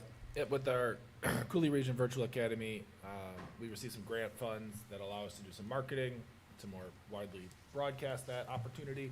We think that could have a positive impact on open enrollment in the near future. With the rest of our open enrollment, felt like a conservative approach. You know, we certainly hope that we close the gap on that over time, but we didn't want to, you know, tilt the playing field one way or another and pretend like we knew that we were going to get a bunch of kids through this means that was a little untested so far. We know that this year we've closed the gap some already, and with the programs that we are able to offer, you can't beat lacrosse. We'll continue to sell that, but we wanted to use conservative projections there. And I would say also 9 times out of 10 in the school districts we work for, we keep those constant just because they're so unknown. The other times that we have increased open enrollment in, there's one example, the school district opened up a new elementary school really on the border with another school district, and we knew that there would be students open enrolling into that school from the other school district. Open enrollment in would increase. Mr. Newmeister? Thank you. I'm just curious, the city, I believe last year passed something where you're now able, if your lot's big enough, to put like a secondary home on there. Yep. And when you talked to the planning department, did they bring that up at all? And They did. do you think that will increase, or is that more or less for like mother-in-law or father-in-law type deal? But what that could do is free up that existing single-family home that, you know, 70, 80-year-old mother or father or in-law might be living in, building that accessory dwelling unit, ADU, for them to live in, you know, either behind your house or in a basement or attic or above the garage, would free up that existing home that they're in. So that's certainly something we talked about, yep. They aren't as prevalent yet here. I know in Just started California it. there's a I'm lot. not even It's like sure. February, Yeah, they yeah. passed it in Even in February, Wisconsin so- as a whole, I think Madison has had an ADU ordinance for maybe 6 or 7 years, and I think there might be 100, if that, maybe 60 or 80. Yeah, thank you. Other comments or questions from the board? The full report, has that been sent to us, or that will be sent to us? It will be sent, and we'll put it up on our website as well to make it available to folks. I'll have Laura distribute it here Thank you. tomorrow. I think it's 98 pages, so enjoy. I'm a numbers nerd, I'll do Yeah, that there you too. go. I'll join you in that. Other, I'm operating off of memory. Dr. Engel, maybe you've done a little closer analysis so far of the results here. They seem to track pretty closely with what we've been basing on from the applied population lab. Very closely. If anything, there are probably a little smaller decreases than applied population lab, which is reassuring. A loss of 500 some students over the next 15 years is better than I think we had initially anticipated. This is reassuring that maybe this referendum in terms of school consolidation will be the last for, you know, a while, and we can focus on other things for the next decade. Just for the record, I think it's gonna snow in here. Am I the only one freezing? Yeah. It's very cold. You're right. we figured this conversation would get us hot, so we tried to lower the temperature. Other comments? Yeah. Forgive me if you already answered this with Dr. Sprague's question. When you were talking about going off of a constant increase or decrease with the CRVA schools, but I noticed that in your other SDLC schools you had SOTA 1, SOTA 2, and Polytechnic stay at a baseline of no increases or no decreases. Is that kind of with that same? That's exactly right. Just keeping enrollment constant at those schools, as we didn't know exactly what would happen with those schools or how they would change. In other districts that we work with, if they know that they are, let's say they have like a Montessori program that's grade 5K to 5, but they know they're adding middle school programming to that Montessori program, we will, you know, increase enrollment there. But here we felt that it was more appropriate to keep things constant moving forward. Any other questions or thoughts?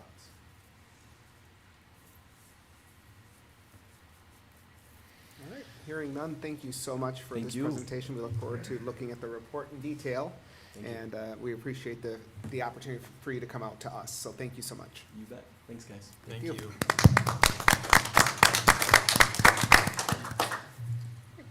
With that, we'll move on to the next item on the information portion of the agenda, 8.02, Results Monitoring Report R3 involves citizenship, and this is the opportunity for the administration to provide some recommended changes. So I'll turn it over to Dr. Engel. I will in turn turn it over to Mr. Fimrett. I just reminder about process again. So last month we presented the report itself, and then the school board just approved the monitoring report itself, and now we're looking at changes for the next year. And so these are our recommendations this meeting. At the next meeting, the board would consider, if they so choose, approval of those changes. So I'll turn it over to Mr. Fimrett. Sounds good. So some of the proposed changes are based off of discussions from the school board over last month's meeting. Some of the proposed changes start to include definitions, as you can see, and also the superintendent indicators, which have been struck from 3.2 as requested by the board. If you turn your attention to R 3.2, changes are recommended to indicators 1 through 4. And this is one of the ones that were kind of questioned, and we made note of it during tonight's R3 approval. So the rationale for these changes aim to focus from not just measuring how students participate or complete tasks, but it's also to look at the quality of their work and how they grow and learn. This approach also supports more personalized and meaningful ways to assess student progress, recognize individual achievement, and create more of a flexible and supportive learning environment. Changes we're proposing to R 3.3 include indicator 3 and 4. In this, the rationale for the changes is to provide more flexibility and inclusivity by recognizing both students' achievement and growth while still maintaining high academic standards. Changes take more of a comprehensive view for success, balancing high expectations with a realistic approach to individual student differences. They support personalized instruction and ensure long-term success by acknowledging that students develop at different rates and in unique ways. 3.4 changes we're recommending to indicator 1 and 2, and the proposed changes are designed to be more accurate measure of student achievement and growth in the understanding of environmental stewardship at both the middle and high school levels. This will improve the ability to track educational progress and evaluate how effective the science curriculum promotes stewardship and values. R 3.5, we're recommending changes to indicator 1 and 2. The rationale is aimed to provide a more structured and measurable approach to evaluating student progress in understanding social location and positionality within these curricular areas. And then a 3.6, recommended changes to indicator 1 and 2. Both indicators now focus on measuring and showcasing student understanding of social location and positionality.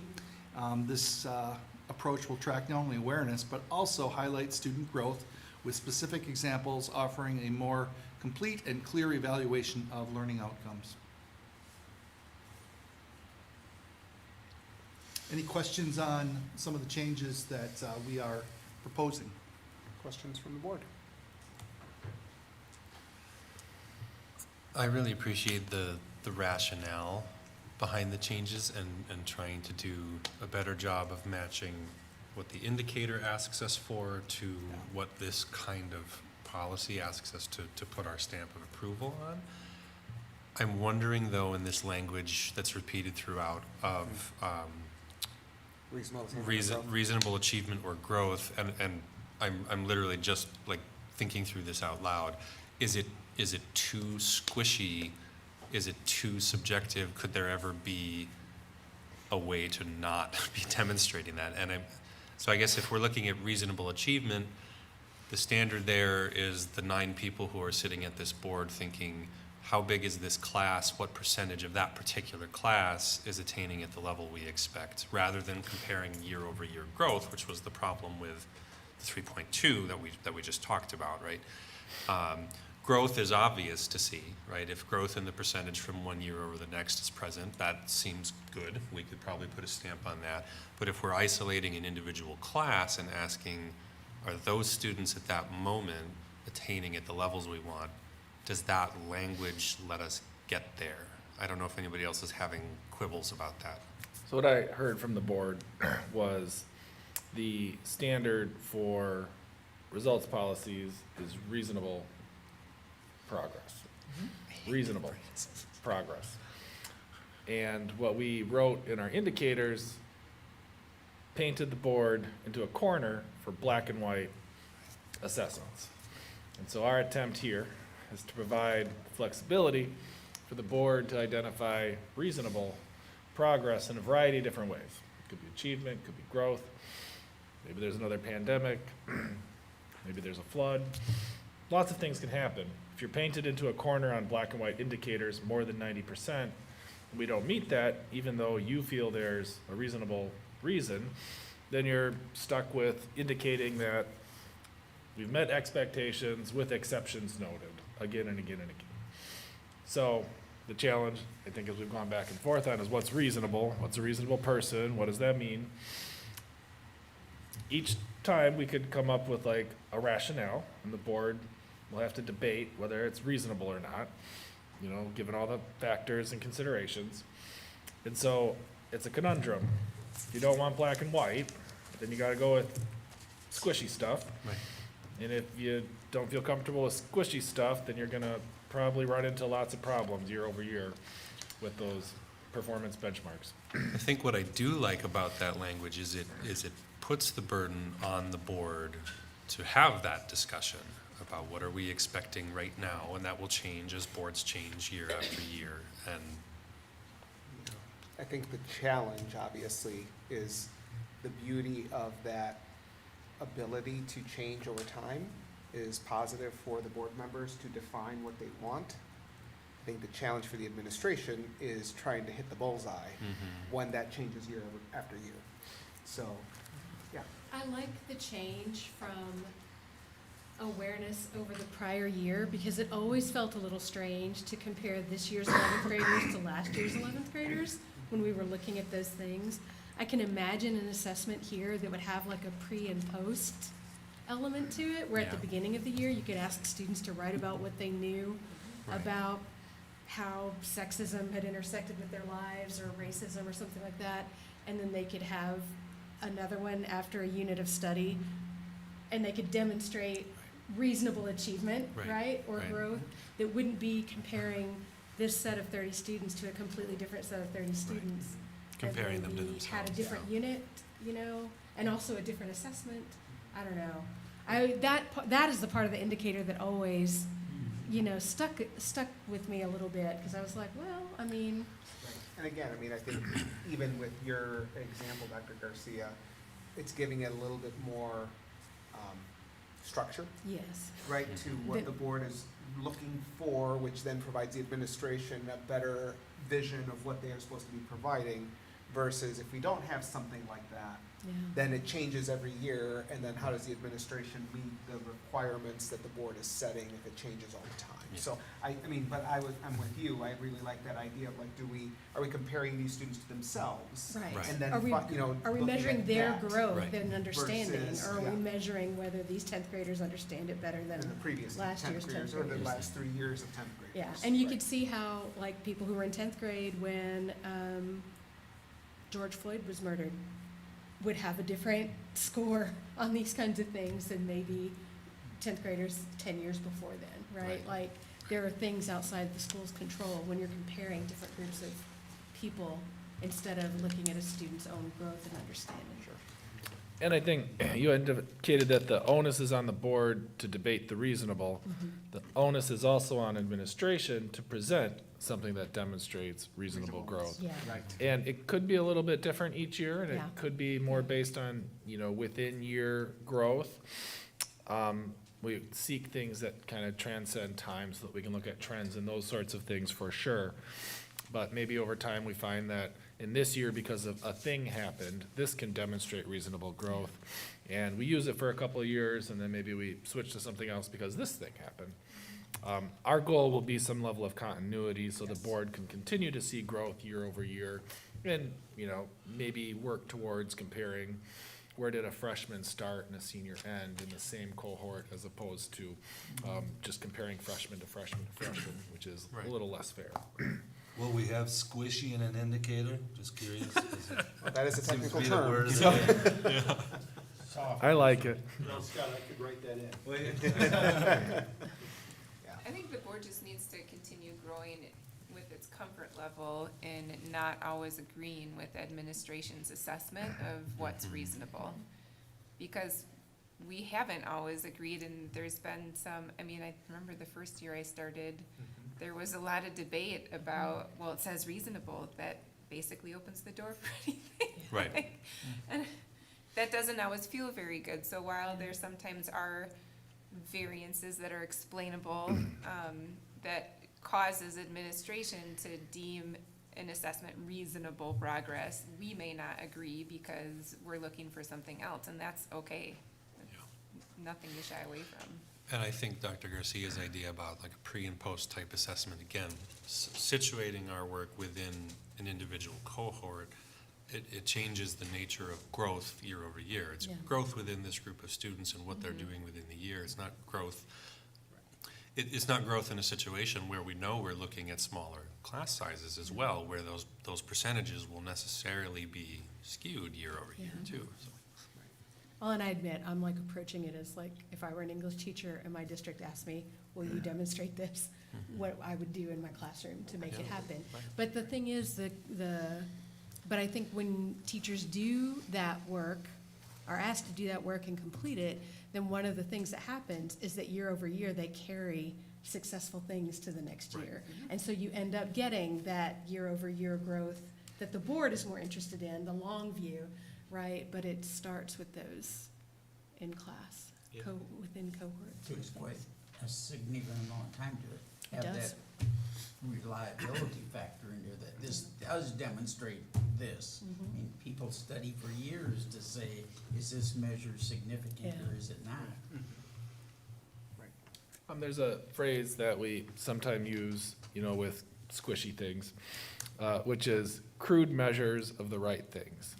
It's hard to get like the fine detail, the perfect accuracy. And so what we're looking for is like bellwethers and trends and like, this thing gets us close. It's not gonna be perfect, but if these things are moving forward, we feel confident we're doing the right things. That's one of the things that we look at with forward exams and ACT tests. They're snapshots in time. They're not perfect, but they're crude measures of the right things that show a general trend. And I can see in the future us not just presenting forward exams or ACT results, but supplementary data that shows within year growth or cohorts that demonstrate that things are moving in the right direction.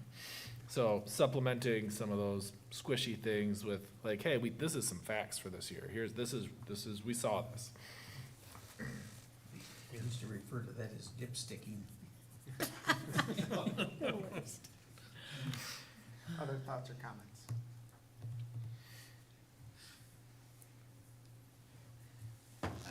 I know you guys are talking a lot about the squishy and the maybe not the super firm like standards, and just kind of another reminder that like we do also with Polytechnic apply and review a lot of these topics, I think really in depth, and a lot of the students get really into it. It's just we don't have the representation kind of for what that standard presentation looks like. I think that makes sense. Totally. And I would say the squishy things are really important, like Mr. O'Keefe's presentation today. I believe that that makes a difference. I believe that makes a difference in how young people interact with activity and with the environment. And to measure that would be, in a structured way, would be difficult. It would be difficult to demonstrate, but it's not difficult to believe that that kind of thing has an impact. That's very true. The environmental stewardship standard, we've struggled with that for years. We should just have Nick present every year, right? Like, We should check, have we an did it. exit I mean, I interview think- of At all that students school. in senior But I year, think, too. well, and also the camping, the high school teachers that took people out on camping trips and stuff, like, I think that when we have these policies in our district documents, that's what we're wanting, right? We're wanting that kind of thing. But then when we measure it, thinking that's always a struggle. And What does it's that really tell us? productive struggle. And I think we also have pockets of success, as you mentioned, right, at Polytechnic, where some things are really focused in on, whereas maybe in other areas of the district, we don't. And so the hope is that things like these results policies will drive some more successes and those And pockets innovation. becoming district-wide. And it may look different at Polytechnic Right, versus it would. Essential. Yeah, exactly. So I'm not hearing a lot from the board to say that they disagree with the recommended changes at this point in time. So these recommended changes will be placed as an action item at our next meeting. So we can have another debate if we would so desire at that time, but we will vote on the changes to the indicators at that time. So unless there's other comments, we'll move on the agenda. So is there anything else? Dr. Sprague? Can I actually backtrack really briefly since we're talking about squishiness? I want to go back to topics from the MD Rofer's presentation really quick. In our enrollment in and enrollment out numbers, Dr. Engel, I wrote down the question, I forgot to ask it, I apologize. Where is there opportunity for like noise or squishiness in that data? So in other words, do our enrollment out numbers always account for students who have never attended our schools? Do they have to, in other words, like enroll out every year, and are this getting counted even though they've never attended a public school in La Crosse? So once you've open enrolled out, you do not have to apply year over year. Okay. Once you've been accepted, you're allowed to continue to open enroll out, and we keep track of those numbers. If they transfer to another school that is also open enrolled out, we get notification of that as well. So it's new kids every year that are reflected in that number. Yeah, that's correct. So there'll be seniors that graduate, that leave that pool, and then there'll be new 4K kiddos and kindergartners and other grades that enter that pool. Right, so there's always a constant flux of ins and outs. And then we'll have students that are in our school district that choose to open enroll out for the first time, which is a very small percentage of kids. And there will be new kids that choose to open enroll in, from other school districts as well. So that number on that graph, like, you could conceive of it as be like the same kids this whole time. It is it's a not, constantly right. fluctuating ins and outs. It could shift 50 in a year, 100 in a year, potentially. But we found that it's relatively stable and shows trends. Okay. That was- Crude that measure of the exactly answered my the question. right thing. I'll just give you my most extreme. When I was at Hamilton, beginning of the week, 9 kids transferred out. End of the week, 11 kids transferred in. Totally different. I mean, Yeah. I said for the week, we were up 2 points. Back to R3 then. Anything else on R3? Okay, hearing none, then we will move on then to Operational Expectation Monitoring Report OE7, Asset Protection with proposed changes.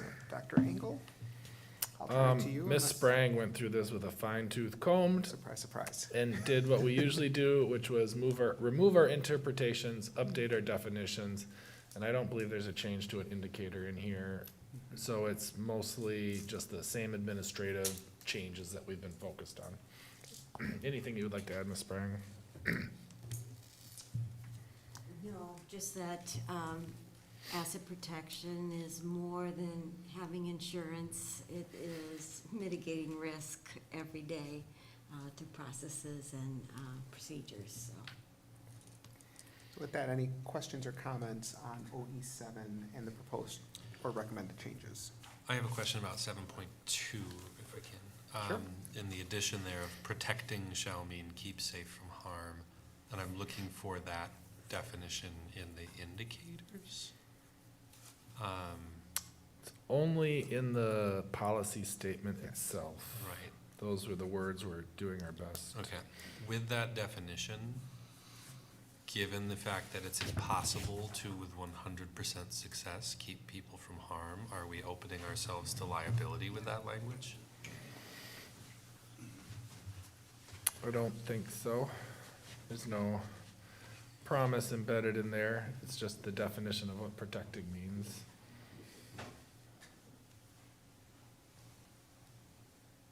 Okay. So there's qualifiers thereafter.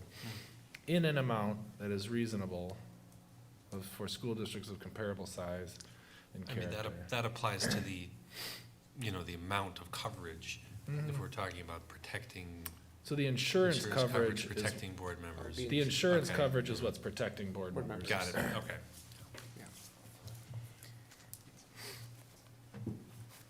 Do we have the equivalent of what most nonprofits refer to as directors and officers insurance? Okay. That's, yeah. I think I have it in here where it defines protecting board members, staff, administrators. It was a hot topic across the state about 3 years ago, and we had legal counsel weigh in. We know that we're protected. The school board members are protected for individually. Any other questions or comments on OE7?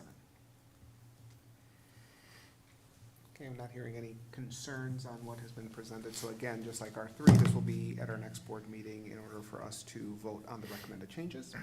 So we'll move on to 8.04, the Wisconsin Association of School Boards Fall Regional Meeting Report. And so this is, we had some board members and Associate Superintendent Fimwright attend the WASB Fall Regional Meeting. And so anybody who would like to share about their experience at that meeting?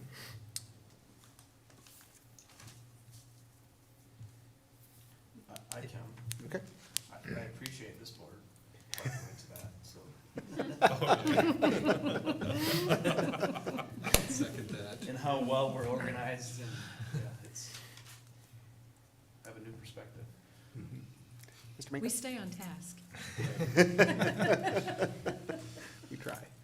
Yeah, I don't really have too much really to say of it. It was a good experience. It was a good refresher about kind of what a board member does, what they can do, and really how to be a good board member.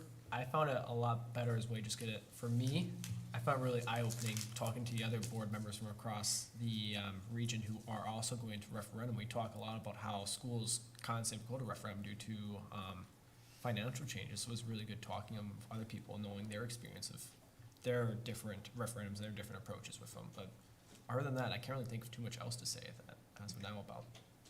Mr. Bagnerski? Well, there was discussion as far as budget and what the state's doing to try to get more money into schools. Referendums are across the state, I was really impressed with the number of schools that have preschool childcare.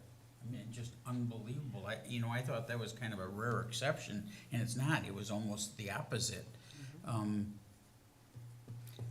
other thing that I've been away from education for a while. In between there, I'd say the past 10 years, I was involved in other projects and so on. So I was really impressed. I was not aware that all schools had gender-neutral facilities. I just was not aware of that. I don't know exactly when that came down or whatever, but people still talk about attendance issues, just like we were tonight, and I don't know if we can have a discussion of that from the presentation and what difference can we make, what can be done differently to encourage kids to attend school on a regular basis. Certainly, a big reason for not success is tied directly to how often are you in school. And then also staffing challenges.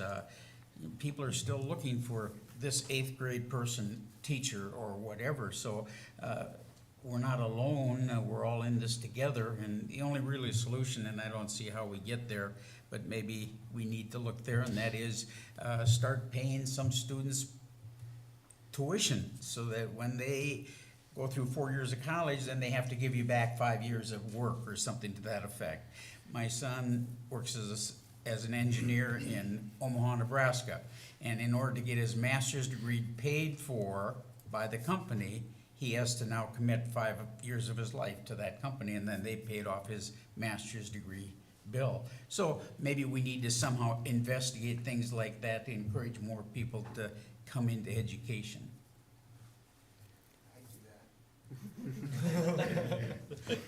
Noted. Yeah. I just have one more thing, and this isn't really dealing with CISA, it's another issue, but I'd really like, before we end, to come up with some discrete or distinct definition of squishy. It's a paradox. That's a squishy definition you're seeking. Any other comments on the WASB Fall Regional Meeting Report? What was the question, sorry? I was in the restroom. It was still squishy. Yeah. Oh, this was last one. Yes, this I thought last it was one. something else, I apologize. Not a problem. The year I went, I ended up sitting next to a guy from Arcadia who turns out to be a relative of my husband. Neither one of them knew it. And he is in charge of hot food for Quick Trip and told me that the number one seller out of the hot area is the breakfast sandwich on a croissant with sausage, egg, and cheese, just so you know. The more you know. I did miss something. It was educational. Everybody's gonna run the Quick Trip after this meeting, I'm sure, so. Anything else? All right, hearing none, then I will move down to the announcements, and I'll turn it over to Mr. Olson from Polytechnic for his report. Okay. Yeah. Polytechnic is going great. Projects, both personal and otherwise, are going along very nicely. I encourage all of you to attend at least one of this year's 4 possible showcases. We have 3 that are 6th through 11th grade, and then 1 senior showcase. In other news, this weekend marked the end of the mountain bike season, which is not unique to Polytechnic, but we're not a very athletic school, yet somehow 10% of our student body is enrolled in the mountain bike. That's a pretty decent chunk, and it plays a big part in a lot of the students' lives. So that was pretty cool to see go them. The upcoming blood drive, November 1st, has been gamified for the younger students. The more people you recruit from your advisory, both parents, friends, and teachers, the more points you get, and the advisory with the most points gets something. We'll figure that out, but we want to make sure you sign up first. Maybe. I'm also doing one of A those. squishy reward. Yeah, squishy reward. So if any of you want to donate, head over to us. And then finally, just recently, we received the final authorization for this year's only and Lacrosse Polytechnic's first large-scale field trip. We hope to head to Orlando Studios, Florida, February. This is part of a year-long project on the STEM and humanities behind roller coasters. So you see a lot of high schools do kind of that. It is squishy, yes. But we're developing it. It's the first year that is being done, and we hope to make it a continuous field trip. But we're all very excited for that, looking into the science, the engineering, and then the arts behind theme parks and storytelling. So excited. We also really want to go to Florida. Yeah, you're gonna love the impression The that sociology we're of like thrill seeking. They have Throw the that same in thing there. in the Dells, but not in February. Yeah. Most kids just go to Valley Fair and call it a day. I mean, we thought of that, but Aim high. No, we did. Aim high. Yeah. Go to Florida, it's much easier. depending on the weather. Yeah, maybe not during hurricane season. All right, thank you very much for the presentation. I'll turn it over to Mr. Bagneski for the CISA 4 Board of Control meeting report. Me? Yeah, What am I doing? CISA 4? the CISA 4 report? I thought I was giving that when I gave my little rendition before. I went through the budget issues, the preschool funding, and so that was my report. I thought I was trying to Just wanted to combine make sure that there with- wasn't anything else, so, okay. Good enough. Ms. Berkedahl for the LPEF report. No updates. Excellent. And then from my report, I don't think I have anything to report, so I'll turn over to Dr. Engel for his report. I guess I understand the state board meeting is coming up, state convention or whatever. I don't know if, for instance, when that comes about, and do we get a group of people together if people are interested and go down there together? I don't know how that's all organized, so. You'll get an email from Laura with the invitation. Okay. I think it's in January. opens on November 1st, so I'll have more information. Okay. Dr. Engel? I had a great school lunch week last week. I got to wear a pirate hat and serve lunch at Southern Bluffs. That was a lot of fun. This week is National School Bus Safety Week, so our bus company does a great job working with our schools. ensuring that they do drills and other things with our folks. And then Red Ribbon Week as well. 2 referendum info sessions tomorrow, one at Logan Northside at the fire station, and then the other is a virtual one at 7:30. Sounds good. I hear your voice going, so. I'm fading fast. So we'll turn it over to the board debriefing to Dr. Garcia. Yeah, that's me.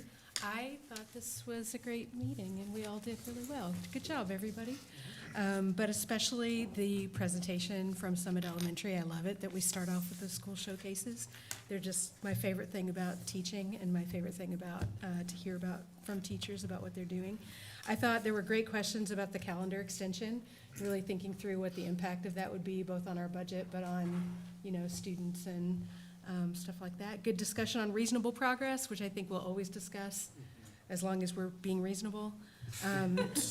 And, the population presentation, I feel like that's like the most detailed view I've gotten of that so far. And we had presentations like that, gosh, at every meeting at UWL when I first moved here in 2018, because colleges have been worried about the demographic cliff for 10 years, and this declining birth rate and what it's going to mean for college enrollment.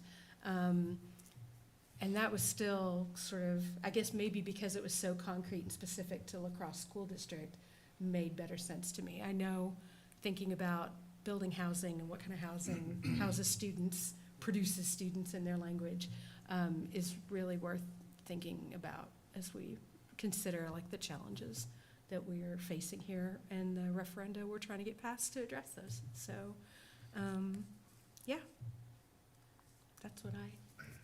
those are my thoughts. Okay, anything else? Could I bring up just a question? The first speaker tonight, I don't know if anybody else struggled with that, but I know she was talking fast, but sooner or later, we have to do something about our sound system, because I could not, and I looked at you thinking you did not hear a word what she said, I'm guessing.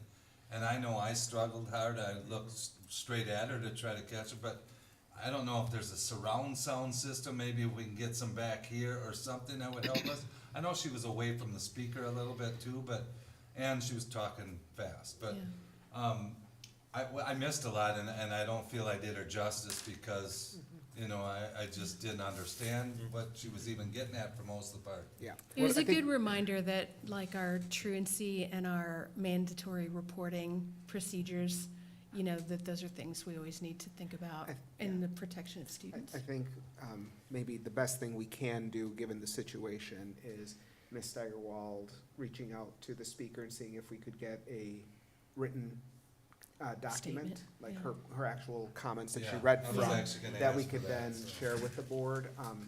I think that's the best we can do.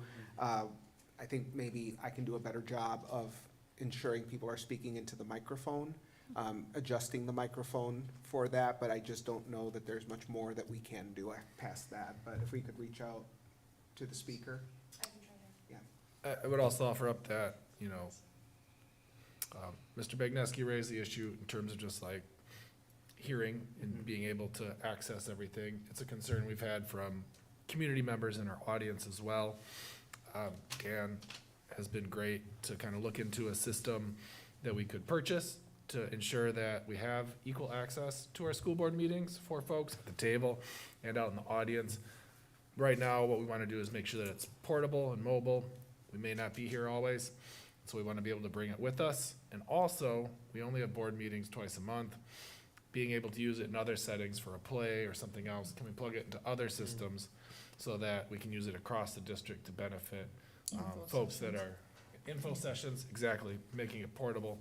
And so we're looking into that, options, cost, et cetera, and we'll ensure that we have a system as soon as we can reasonably acquire one.